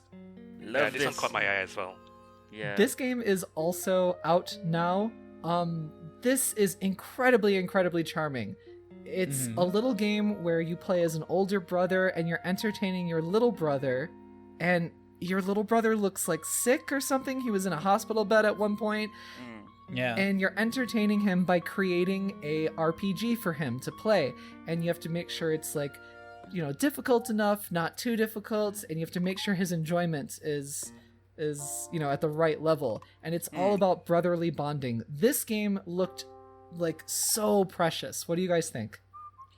Man, the art style is so charming. It's really, and even the whole premise, because I love games that touch upon the game designer aspect. For example, a beginner's guide, right? I really love that game. And Takeshi and Hiroshi, I saw it, I straight away fell in love with it. I actually saw it in Apple Arcade. Oh, back. okay. I think it was an Apple Arcade game. And and when I saw the little brother holding an inhaler, I said, oh no, we're not going there, right? Please don't. But anyway, but yeah, it's so charming that it's such a simple objective, and yet I don't know why people didn't actually think about this before. And and not only that, it was so simple. You had to balance between two parameters. One was I think. Because I saw it in Japanese, doki doki, which means nervousness or excitement, is it? Excitement, yeah. And the other one is fun. So you have to make, then the excitement points will go into the fun if you don't die. Oh, Man, it'd okay. be nice if there was an actual meter like that in real life. I wish it wasn't. Then I would be dating more, right? I'm looking at. I think Hazmer, the one that you're talking about, I'm looking at the video now. It's called Stress and Joy. Stress. Doki doki is stress. Okay, which is not exact translation, but yeah, stress. So yeah, it's quite cool because it always starts out with negative 18% stress or something like that, and negative 38, I think. Yeah, and then you have to climb up the stress, and the stress level, I think if it's too high, it's also very bad for his health, if I'm not mistaken. Oh. Yeah, so you have to balance that, and also to make sure that you don't put out too many bosses as well, or else you'll run out of the boss characters and the excitement will be less. Yeah, I saw the algorithm. I was just looking at the playthrough. I think the algorithm is interesting. So if you put out the boss character too early, then the excitement will really grow flat. Gotcha. That's really nice. It's like a meta aspect, right?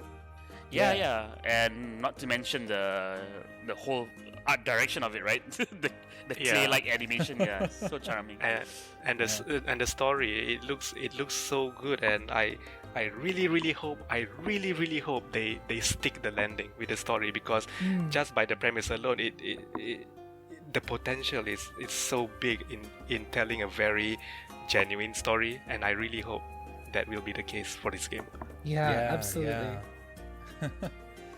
It is also worth mentioning that with a number of the games that they were talking about on this whole Nindie Direct, they made a mention at the very end of it that most of the games, or some of the games, were on sale, and this was actually one of the ones that was on sale with its initial launch. Yeah, many of them have a launch discount of around 10-ish% or something like that, and then many other indie games as well are on sale. Oh, speaking of which, I should have mentioned this earlier, but your game, No Straight Roads, it's for pre-purchase on the eShop, and is there a launch discount? Yes, there is, I think. Yeah. I'm not very sure myself, to be honest. But, I don't know as well. Yeah, but I think it's around 10% discount. Until August 31st, I think. Yep. Awesome. Wonderful. Yes. Don't quote me on that though. Please check it in the shop. I will check it in post, and then I'll remove it if it's wrong. No one will ever know. No, it's okay. Just let's keep it. And then moving on. I think it is not on sale. It's not? Huh? It's not on? Oh, but No. I was trying to make a joke of like okay. inserting a different voice in there. Come on. Oh, Galen. Bum, bum, bum. And then moving on was a game we started talking about a little bit earlier. That's Raji by Nodding Heads Games. Yeah. This is the Indian game made by an Indian studio, set in ancient India with inspiration from Balinese and Hindu mythology.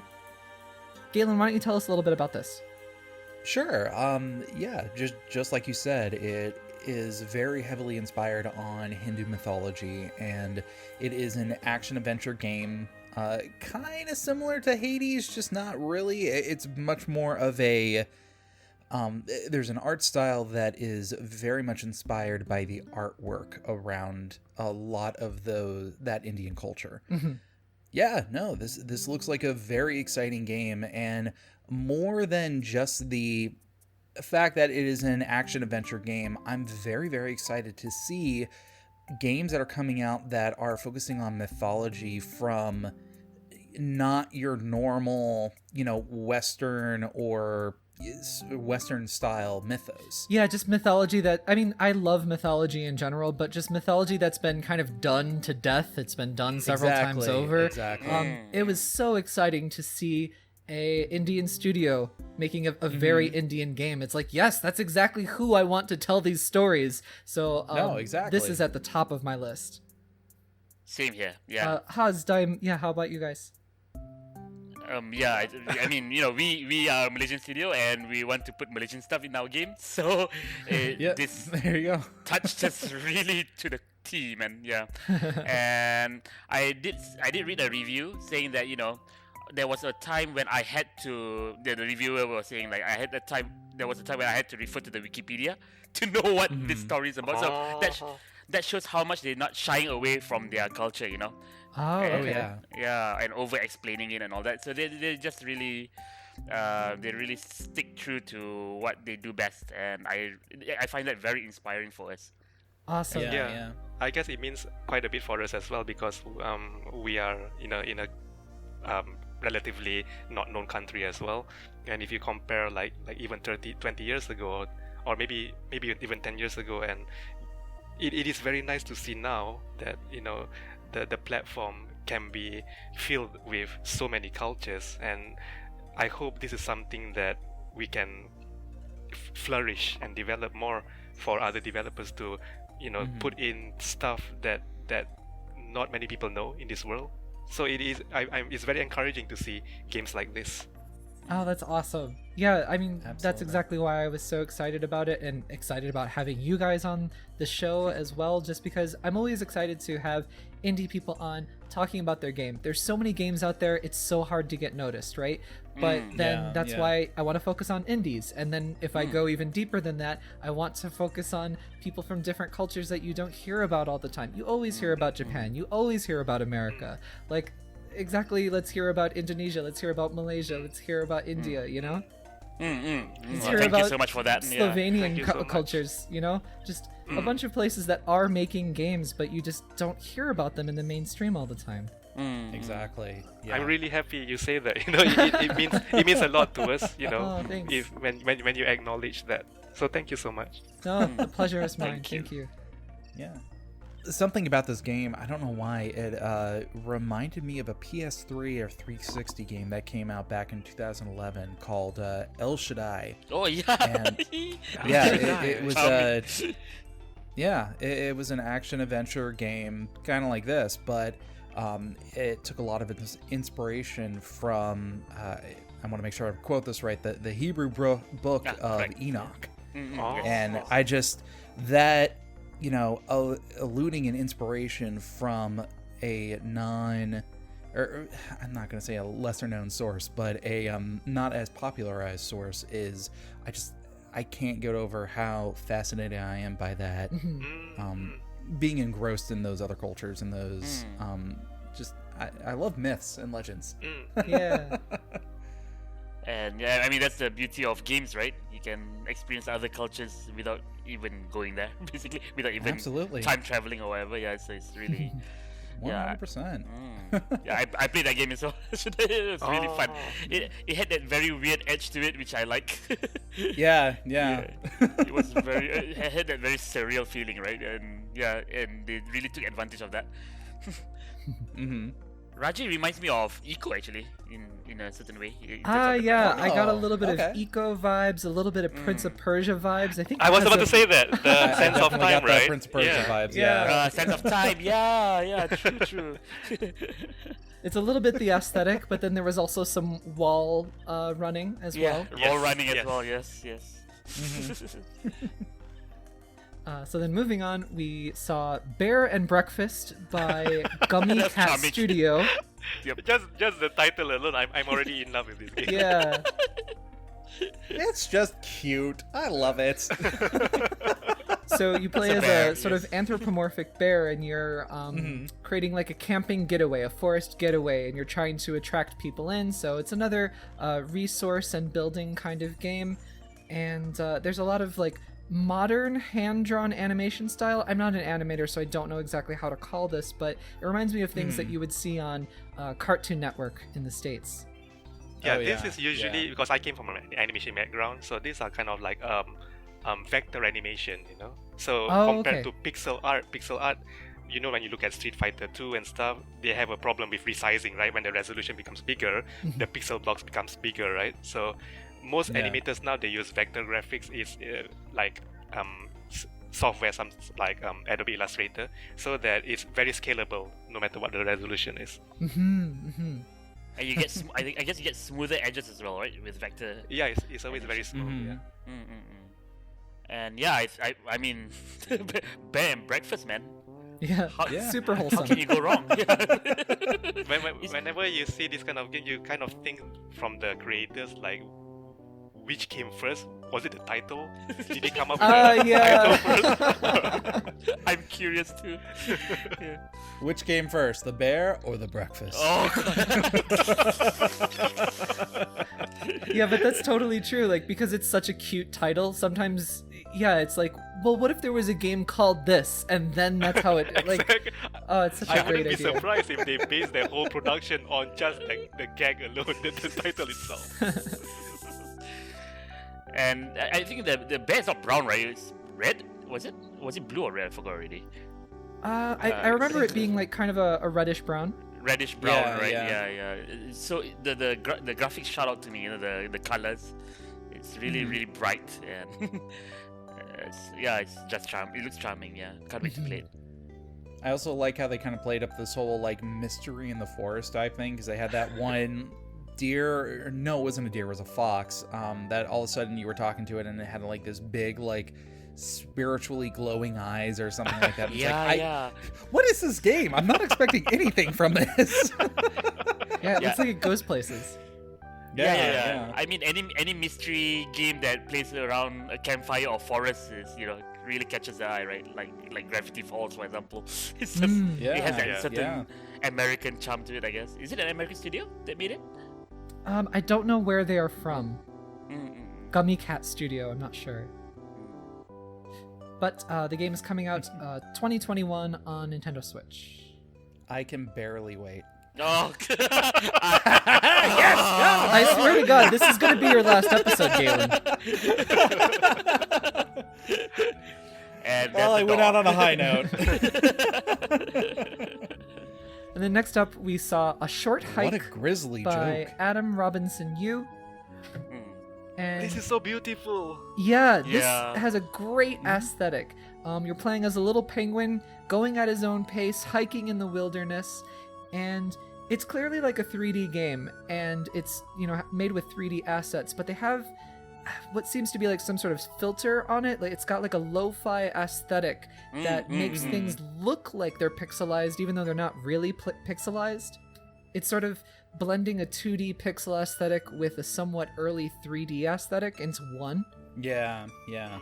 And it seems very, it's like an explorative kind of game as well, right? You can take secret paths and Yeah. all that, and you can traverse through mountains and all that. Yeah, it looks really, really fun, and the graphics really help to seal the deal. Absolutely. You won't get tired of that kind of graphic, man. I'm not a technical person, but this is not voxels, right? Is it voxels? Oh, that I don't know. Yeah, that buzzword. It's a thing that they try. It's 3D pixels, right? Basically. It's 3D Because pixels, yeah, basically, yeah. I'm looking at it. And I don't know. Is it really 3D? It feels very pixelish, and I'm not so sure how they achieve that. It looks really good. Yeah, I don't know either, too. That was definitely just my speculation. There was a game for the 3DS called, I think it was like Gunman Clive or something like that, but it was all supposed to be like you play as a side-scrolling western. But yes, I know what you're looks talking like about. it's sketched. The detailing on the characters in that game, it was very reminiscent of kind of like the way that like grainy filter that you were talking about in this game too. Yeah, it could be just a filter. Yeah. Quite curious to know. Either way, they've achieved a very unique looking game. Yeah. Definitely. That being said, when I saw it the first time, I literally just wrote down in my note, is this just Animal Crossing Island Explorer? The animals do have a very Animal Crossing look to it. Like the penguin. He looks exactly like one of the penguins from Animal Crossing. Exactly. The title also interests me a bit as well. A short hike. I wonder what that really means. Like, why is it short? Yeah, spoiler alert, it's not actually short. Yeah, so really be short. Yeah. Do you die after the hike and you have to reincarnate and hike again? You always have some sort of dark twist. Yeah, I don't know. I'm a fan of this kind of games. Maybe it might just be a preemptive disclaimer, For example, if the game is too short, the consumer will say like, "Hey, this is only an hour game. What the hell?" And then the developers can just say, "Well, the title is a short hike, so you get what you paid for." There you go. And then next we saw Card Shark. Oh god, I love this game. This game looks so interesting. You know what's more interesting is the developer, right? The director. The guy, yeah. Oh, with He his stole the card trick show. that he was doing, yeah. I was totally played into his tricks, man. When I saw him, drawing all the aces, I'm like, oh my god, how does he do that? And then it turned out everything was an ace, right? All the cards were like, wow, that's exactly how the game is. So it's like, wow, that's really cool. Yeah.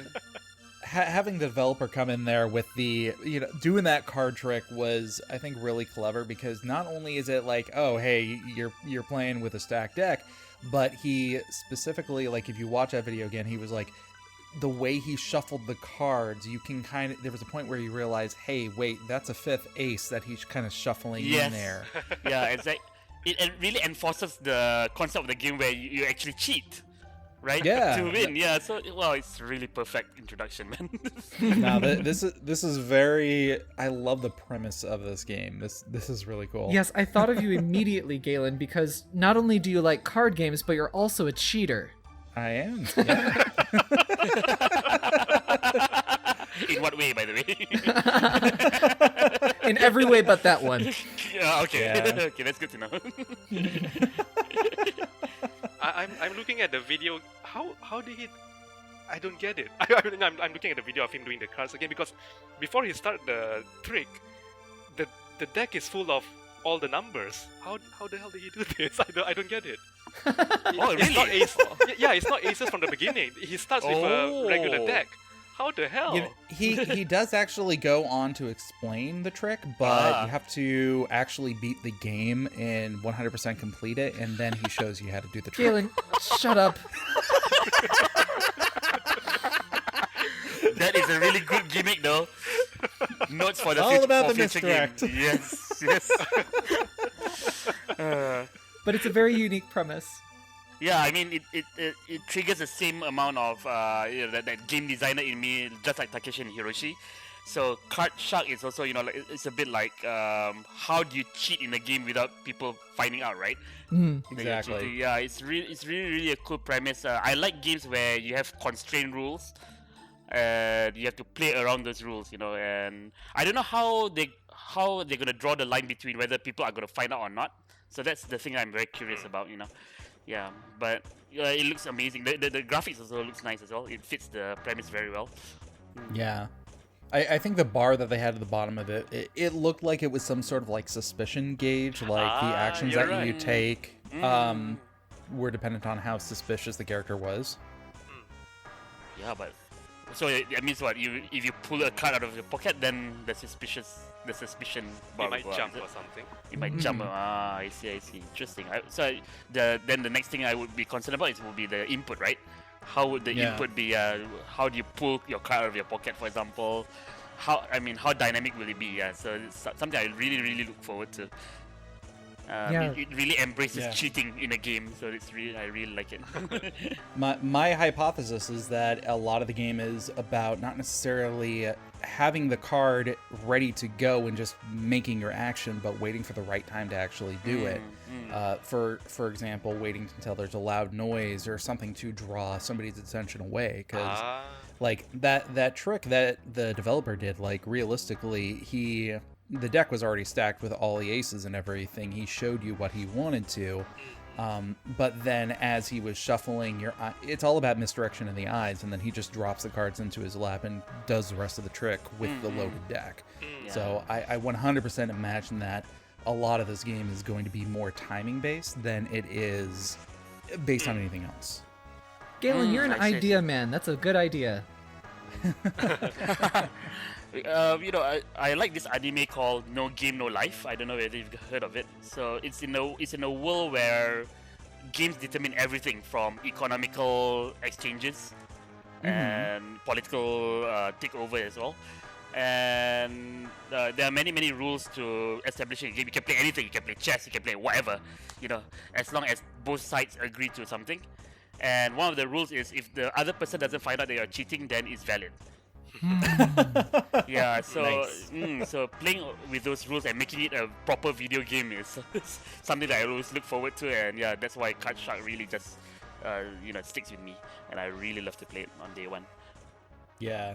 No, this is such a unique idea. It definitely has my attention. Yeah, it's coming out next year, so we have a bit of a wait for it. And then moving on, we saw Torchlight 3 by Yay! Extra Games. Yay. Huge fan. Awesome. Same. Maybe you could tell us a little bit about like the Torchlight series. I haven't played any of the Torchlight games, but I know that they're sort of Diablo-style dungeon crawlers, collecting gear. It's actually from the ex-developers of Diablo, right, Daim?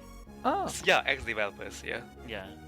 I didn't play the first one though. I played the second one, and action RPG is one of my favorite genres. So I played so much of Torchlight 2, this is not a controversial opinion, but Torchlight 2 felt more Diablo than Diablo 3. When Diablo 3 came out, there was a lot of people were not happy with the drastic changes in I'm the pretty system. sure a lot of things felt more Diablo than Diablo 3. Exactly. Which is a shame. Because I was a huge Diablo 2 fan as well. So my fingers are always itchy. I always look forward to all of these types of games. So definitely on my radar. Yeah. One thing that maybe some people would like, I think some Malaysians would like to know is that actually the Malaysian studio helped with Torchlight 3. I didn't know that. Yeah, Streamline Studio. So I see. Cool. So they help with the rigging, the modeling, and also and the animations as well. Nice. Very cool. Yep. Are you allowed to say that, Hazmer? No, it's already announced. Okay. Oh yeah, come to think of it, shit. Is it? Or is something that the CEO mentioned to me? But yeah, no. It's already announced. Okay. Yeah. And phew. Yeah, I had to double check for a while on Google. Yeah, looking forward to Torchlight 3. I mean, to be honest, I can't really remember the premise very well, but yeah, I'm looking at the gameplay aspect alone is really, really addictive. Yeah. Definitely. And they also highlighted that you can build your own forts and show them off. You can customize them. And pets are also making their return. We saw an owl, a dog, and an alpaca. So hopefully we see more pets as well. I just want my best boy doggo. And then next we saw Manifold Garden by William Shear, I'm not sure how to say his last name.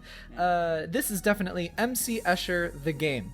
It's all about changing gravity, changing your perspective.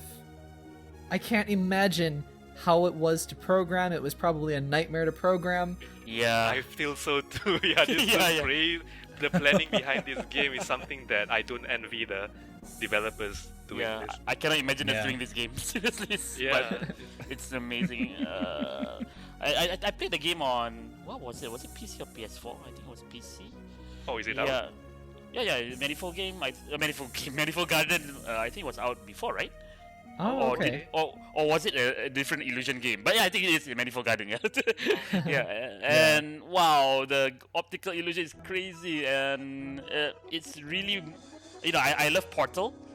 And it reminds me of Portal in a way, but wow, the mind F is Absolutely. Well, I've been noticing a trend that more and more indie games are starting to come out that are playing around with this idea of forced perspective, because there was the other game that I had my own eye on, Superliminal. Oh, right. Yes. Yeah, which is definitely not the same artistic take as this one, but it's the same thing of like, if you walk up to an item, you can like lock in that perspective, so when you move back or something, it actually like increases or decreases its size. Wow. This seems like a very kind of similar concept, and like you have to align your own perspective in just the right way to get the preferred action that you want out of it, which I think is a great concept, and there's so many different ways that you can take it. So. Yeah, absolutely. Like that's the beauty of indie games, is that you can take this concept that you could grow into a game, maybe not a big $60 game, but you can take these concepts that would usually get brushed under the rug or not even used, or maybe in a big AAA game or something, or maybe it's like a what's it called, like a side quest or a mini game, and then it's like half baked and it's not really thought out. So with indie developers, if they're able to have this creativity, then these amazing things happen. And that's what I love about video games. Tell a story that can only be told through the medium of video games. I totally agree with that. Totally agree. Immerse yourself in a world where you can play around with the very laws of physics to your own whim, and then immediately go into another game where you play as a little grape just walking around and attacking stuff. Like, it's all good, man. It's all good. Oh yeah, so I just confirmed with Wikipedia. It was out on PC and mobile last year. It's coming out for Switch, PS4, and Xbox One. It was released last week, Yeah. on those platforms. Yep, So it is out So now. I played on PC. Yeah, it's out now. Ooh. Cool. Yeah, I totally recommend this game. Seriously, if you enjoy a little bit of mind effery. It definitely looks like your kind of game, Hazme. It's very heavy on puzzles, right? Yeah, I love this kind of games. The Witness, Braid, for example, and all these crazy puzzle games. Yeah. And then lastly, except not really lastly, we saw Evergate by Stone Lantern Games. This is a 2D dreamlike puzzle platformer where you play as a cute little wisp named Key, and you are... I wasn't clear on this. You're saving the afterlife, or you're saving others to get into the afterlife? I'm not quite sure, but it's definitely got Ori and the Blind Forest vibes to it because you play as a little wisp. Oh, yeah. But this is definitely more of a puzzle platformer than anything. Oh, so it's a puzzle. Oh, so it's not very action oriented. You mean? I mean, it is. It does have action in it, but it seems like the focus is definitely the puzzles because of the way that you jump and you kind of chain your jumps. It was a little bit hard to get an understanding from just the trailer alone, but there does seem to be traversal options. So it's, I guess it's like Celeste in a way. Traversal, yeah. I really wish they would showcase the mechanics, because I agree with you. I kind of don't get the mechanics behind the game. It would be nice to know how the game functions. It has this weird kind of like, I don't know, you shoot a thing and you blast away from that thing or something. Like I wonder if you don't have your second jump unless you shoot a crystal with your laser beam. It's hard to understand. But I mean, I'm sure it's got, well developed mechanics. It just didn't come across particularly great in the trailer. Well, and I feel like we've also been seeing I'm not going to call it a flood of them, but this reoccurring theme in indie games of explorative Metroidvania-esque travel games. I mean, the fact that while we were trying to describe this, we brought up like Celeste and Ori and the Blind Forest, and I was actually going to say Hollow Knight was one there that I was thinking about on your methods of attacking are more used for traversing around the area of where you're at.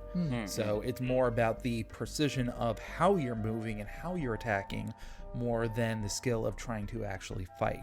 Right. I feel like it's been a very popular indie format to kind of go to now. And I have no problems with that because I love this genre. I love it so much. And when I saw this game, I'm like, yes, I'm going to play this game as well. Yeah, exactly. Because the big AAA studios aren't making games like this at all. So it's up to the indies to make these for sure. Yep. Exactly. I'm a very big fan of Celeste. Traversal so games good all the way, man. Yeah, so good.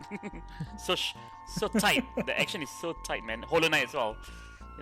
Everything just feels so tight, and it's very amazing how indie developers can get the controls very tight. It feels like something like a AAA could excel in, but they really know their product very well and they know what to focus on. So totally Hollow Knight agree. Celeste controls are just superb. I think some AAA games should learn from the tightness of these controls as well. Totally. Hollow Knight is fantastic. I love that game so much. Even my avatar in Steam is Hollow Knight. Hollow Knight. And then they showed off a quick sizzle reel of a bunch of other indie games coming to Switch. Unless any games popped out for you guys that you want to mention, I think we'll go past that. Do you have any games you want to talk about, Galen? I mean, there was so much good in this episode with her episode. Wow. Okay. Of this that's direct. Enough, Galen. I felt like the sizzle reel was a little overshadowed with what they were actually spending time to showcase on this one. Yeah, true. Nothing about the games that they showed in that sizzle reel, but there just wasn't enough there for us to get a grasp of what makes this an interesting indie project. Yeah, there's plenty of games in there that I wanted to see a little bit more of, so I wish that they had done like, here's 1 minute worth of this game, just like kind of the other games, and it was just a longer presentation. I did play Haven on the PC. How the demo is that? version. it's a very bad game for single men, women. Because if you control a very lovey-dovey couple. Yeah, but it's very interesting because games do not explore that, right? Like you control a very lovey-dovey couple who are exploring their relationship while I think they crashed on an alien planet. Yeah. Yeah, and you have to explore, and then they kiss each other, and their relationship gets sour once in a while, and the guy does the cooking and she complains about the cooking. It's very very couple things. Yeah. To be fair, I don't feel like there's a lot of those kind of games out there right now. Yeah, So it's such a unique concept. Yeah, this seems to me like it would be a great streaming game to watch people play. Yep. And I can already imagine some, because Japanese people they love to refer to this as what you call real, I think what you call normies, right? Normies, yeah. So they're gonna really hit on the game based on that aspect alone. Oh yeah. And I think one more game that kind of attracted my attention was She Dreams Elsewhere. Oh It yes. feels like it feels like an Undertale inspired Yeah, game. definitely, Yeah. definitely. Yeah, that one also has something to look forward to. The game that caught my Undertale. eye is Inmost. It's just Oh, that yes. because this is like pure pixel art, and when you do pixel animation, not to discredit vector animation, but you need a whole level of intricacy to nail pixel art, and whenever a studio that does that really well, it just looks so good, and Yeah. I really appreciate that. Absolutely, and they're doing a whole bunch of After Effects as well that Yes. are really adding to the atmosphere. It's apparently got a very mature story and Yes. very emotional story. So I'm excited to explore that kind of depressing atmosphere. Yeah. Because we're adult gamers, we just want to be depressed. Apparently, that's Yeah. all it is. Me constantly. Too much joy in our life. Yeah.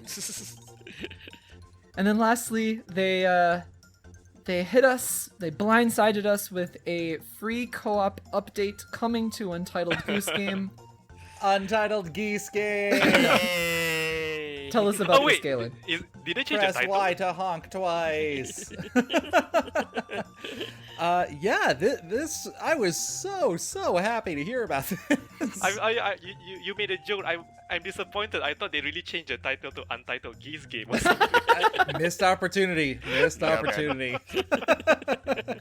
And the time is young. Maybe it'll still happen. But we were kind of talking about this before the podcast.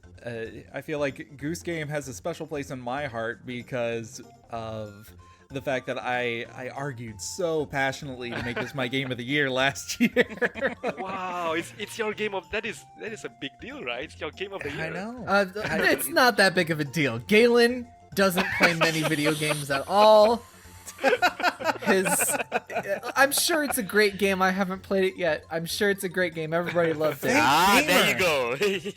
You should play it. Yeah, it's really Yes, great. I definitely want to, and especially with this new co-op update, I'm going to. Press Y to get out of the chat. Jeez. Oh, shut up. But yeah, this looks like it's going to be a free update. It doesn't look like they are adding any new content to the game, so it looks like it's still going to be the same basic levels and layout that we saw before.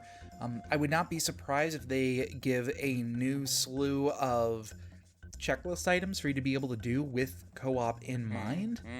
But yeah, you get to play as two geese and just go do goose things. Like, this is like, what more do you want in a game? Yeah, exactly. No, but I think they don't need to add content, I mean, it'd be nice for them to add content, of course. But, having two geese is... It changes the dynamic of how you pull the pranks. Yeah, it's really amazing. One goose could honk, the other one could could pull stuff. I think it deserves another run. With two players. Yeah. And because I think I mentioned this before the podcast. My wife used to play. Actually, my wife was interested in the game at first because she likes the graphics, so she downloaded it. But I like the game design, but she was okay with it because she doesn't like sandbox games. you know, because the objectives are very. I love the concept. You know, the objective is not very straightforward, right? Yeah. For example, you have to force a boy to buy his own toy again. So obviously, for some people, it's like, what the heck does that mean? You know, but you actually have to take the toy and put it in a shop, right? to force the boy to buy it again. You know, and this kind of additional dimension, plus the fact that it's mini sandbox. That means, you know, you go from one sandbox to another sandbox, right? And yeah, I find that concept really amazing. And now it's 2 players, so she doesn't have to deal with the frustration of the objectives. You know, she can just honk around and I'll just do all the objectives. You know, exactly. And you can also lead her, right? Hazmer, you can kind of like be, hey, follow me and do this, and also she can. Yeah. You know? Yeah, I think that it adds a whole lot of dimension to this game. I can imagine it already. It's actually funny because the relationship with my wife is almost the exact opposite when it comes to this game. She was absolutely enamored with this game and got it down to a science in a lot of ways. Like, there were a lot of times that I was impressed. I would go away for like half an hour, come back, and realize that she had collected every single item in the game and put it into one gigantic pile. And just the amount of time that it would have taken to make that happen, like, I applaud that dedication. But yeah, it's a great game. Only you should play it, please. I definitely will. One of the best games of 2019, with a new update, gonna be probably one of the best games of 2020. And it's free. Well, yeah. Yeah, free co-op update. Free co-op. That's fantastic.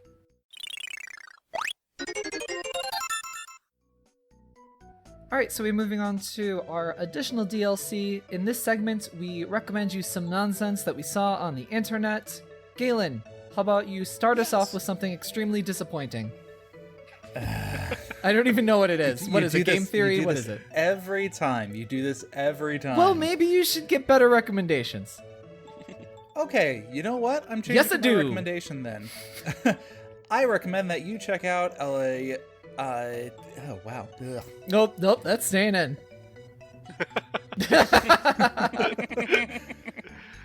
I recommend that you check out a YouTube indie pilot called Has Been Hotel. Oh God, yes, I love that. Have you seen it? Yes, I've seen it. I really love the series.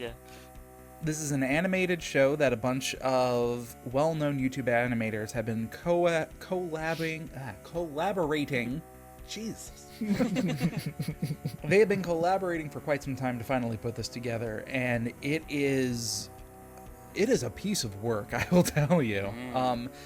The entire premise is that the daughter of Satan has decided to try to create a hotel in hell as a way to rehabilitate any demons who want to seek redemption. And it is this heartwarming story because she has this weird, like, almost Disney princess-esque naivety to her where she'll spontaneously bust into song, but it's surrounded by all of these demons and creatures with these weird, like, I almost want to say, like, imaginary friends art style and creativity to how they're designed.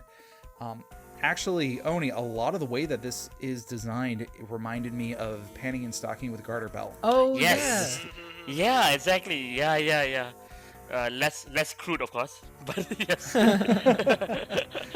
The style of humor, the animation style, like, altogether, it is phenomenal. The voice acting was very well done in it.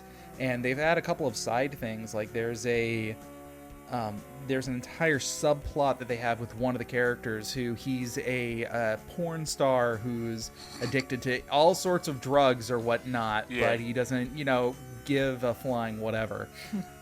But it's a music video that showcases his own spiral of how he eventually was led to this hotel and his own personal, like, demons and traumas that he went through. And what was his name? Incredibly well. His Angel Dust. Yeah, Angel Dust. Yeah. Yeah. No, this is a very surprising thing that I stumbled across, and I really hope that this pilot picks up because I would love to see more of this world and what they put together. So cool. Yeah, Charlie is such a charming protagonist, man.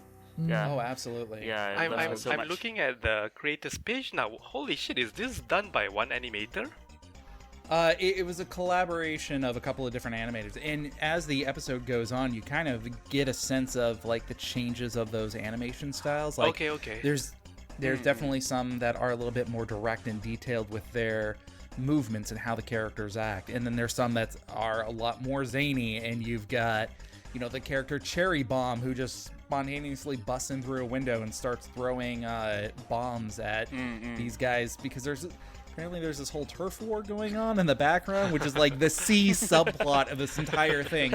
There's so many layers of what's going on. That sounds awesome. And I think the sound design for the series is really, really good, right? I think I forgot what was her name. I'm so sorry, but yeah, I think she posted like the sound design, so no voice, just the sound. Yeah.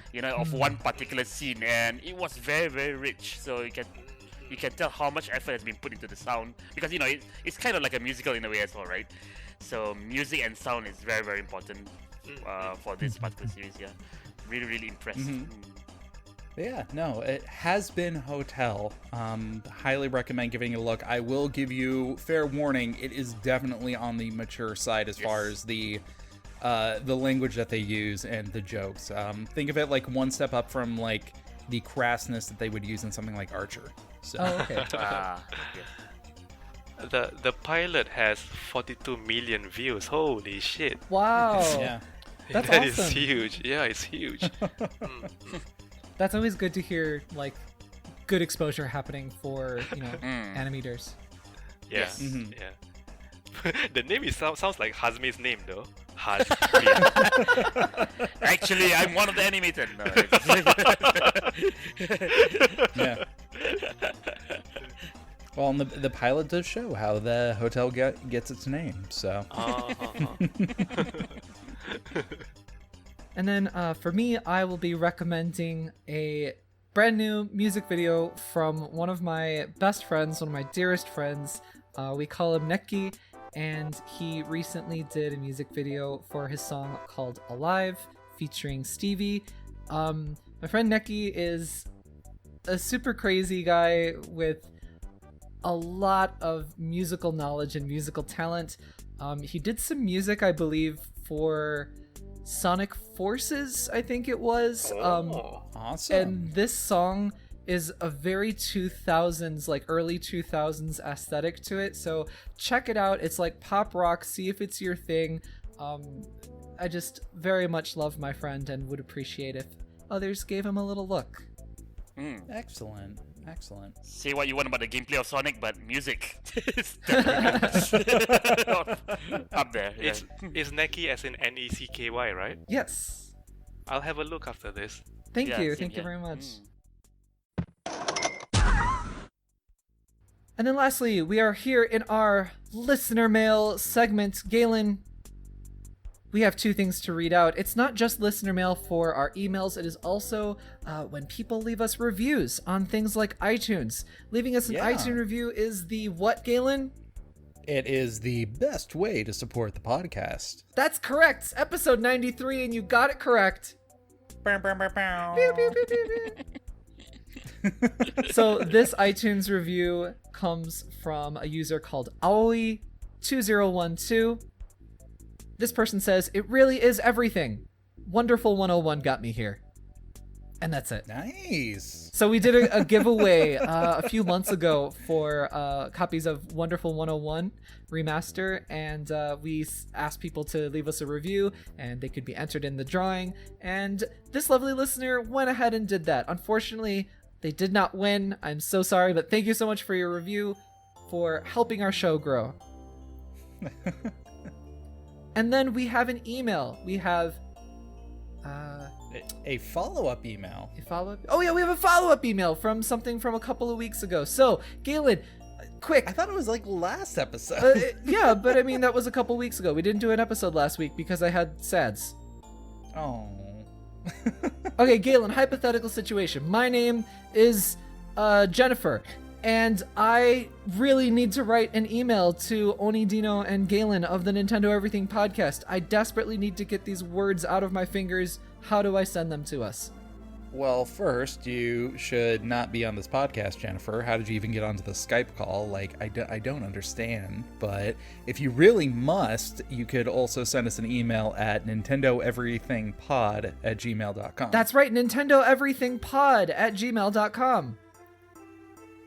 Now, Jennifer, why are you here? I'm trying to think of a popular Jennifer. Who's a popular Jennifer? Aniston? Aniston? Oh. Sure. Giving you a high five. You can't see it, but I'm giving you a high five right now. High five. Yeah. So this email comes from Chris. Chris sent us an email 2 weeks ago. He was talking about the Atelier Ryza and how he bought a physical copy at my recommendation on the show because I praised the game on the show many moons ago. And then he bought a copy, forgot about it. He bought a digital copy later on in a sale, and then he was like, oh, I have a physical copy. I should resell it because I don't need it anymore. And then he ended up making a ton of money because the game is apparently out of print currently on the Nintendo Switch. Galen, how much money did he make? He made a sale price of $162.50 US. That's 3 times the price of a game? No, almost 3 times the price. So I like to think of it as a third of the price of a new Switch, so. Actually, it's really close to a Switch Lite. Yeah. Yeah. Well, there you go. So see, But we don't talk about the Switch Lite. yes, we do. We talk about everything on this podcast. Clearly, Yeah, everything. So see, just the story at the end of the day is listen to Oni Dino when he recommends you video games because he's always right. Chris made a profit by listening to this show. Yes. And you can make a profit too if you send your emails to nintendoeverythingpod@gmail.com. That's nintendoeverythingpod@gmail.com. And don't forget, Oni Dino is recommending that you buy No Straight Roads this episode. Yes. Make a profit by checking that game out. That is the Onidino guarantee that you will make profit in all things in life. If you do not make a profit, you know who to contact. You are not guaranteed to make a profit. Disclaimer. So, what's coming up? What's coming out on NintendoEverything.com? We've got translations coming out about Final Fantasy Crystal Chronicles Remastered that I did. We've got some interviews. We got some reviews. All kinds of good stuff. 24/7 news on our website. That's NintendoEverything.com. Stay connected to us. Tripped Just over for my once, words. can you repeat that 3 different times in post? Possibly. I might have had a stroke. Thank you. I appreciate Stay that. connected to us on Twitter at NinEverything. We also have our YouTube where we upload gameplay footage. YouTube.com/NinEverything. You can also check out my Twitter where I scream at Galen about how terrible he is at being my friend. My Twitter is at Oni_Dino. And you can follow me, just be a general source of unruly chaos in the world, at Mobius087. And we have to thank our lovely guests this episode. We have Haz and Daim from Metronomik, who are the creators of No Straight Roads. Guys, thank you so much for joining us. It was an absolute pleasure. It was a really fun interview. Thank you so much. Yeah, It's really great having you guys on. it was super fun. You guys are really nice to talk to. Yeah. We should do this more often. Thank you. Yeah, you guys Of are welcome to course. come back anytime. If you guys just want to come back and talk about indie games, we are all for it. Yeah. Hey. And also all the off-record conversations as well. Hey.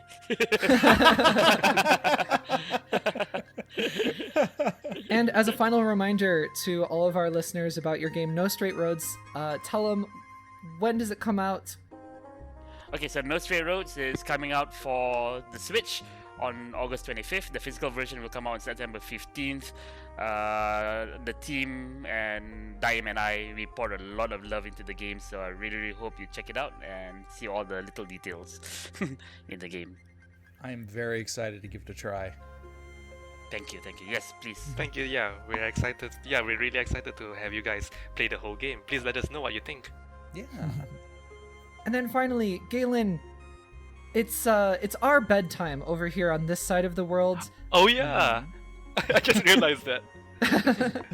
But it is lunchtime for Yeah. our friends on the other side of the world. What do you Yep. recommend our friends have for lunch? I recommend trying a Monte Cristo sandwich. What is that, Galen? It's like, how do I describe this? Do you know Think what of it a- is? Think of a grilled ham cheese sandwich, just the bread is with French toast. That's basically what it is. Wow. Wait, is that what it is? It's Basically, sweet. yeah. Wow. Yeah. That sounds bad for the body, but really good. Oh, it's absolutely terrible. But hey, it's good for a nighttime meal because it will put you to sleep afterwards, and it's good for a brunch/lunch meal to give you energy throughout the day. That sounds Is like it- that would put me asleep.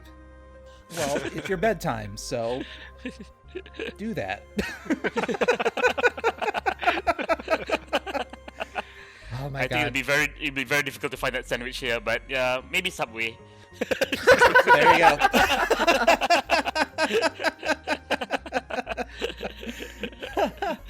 Haz, Daim, thank you so very much for being on the show. Thank you. Thank you for having us. Thank you very much for coming on. And for everything Nintendo, Stay tuned to Nintendo Everything. bye bye. Adios, everyone. Bye bye.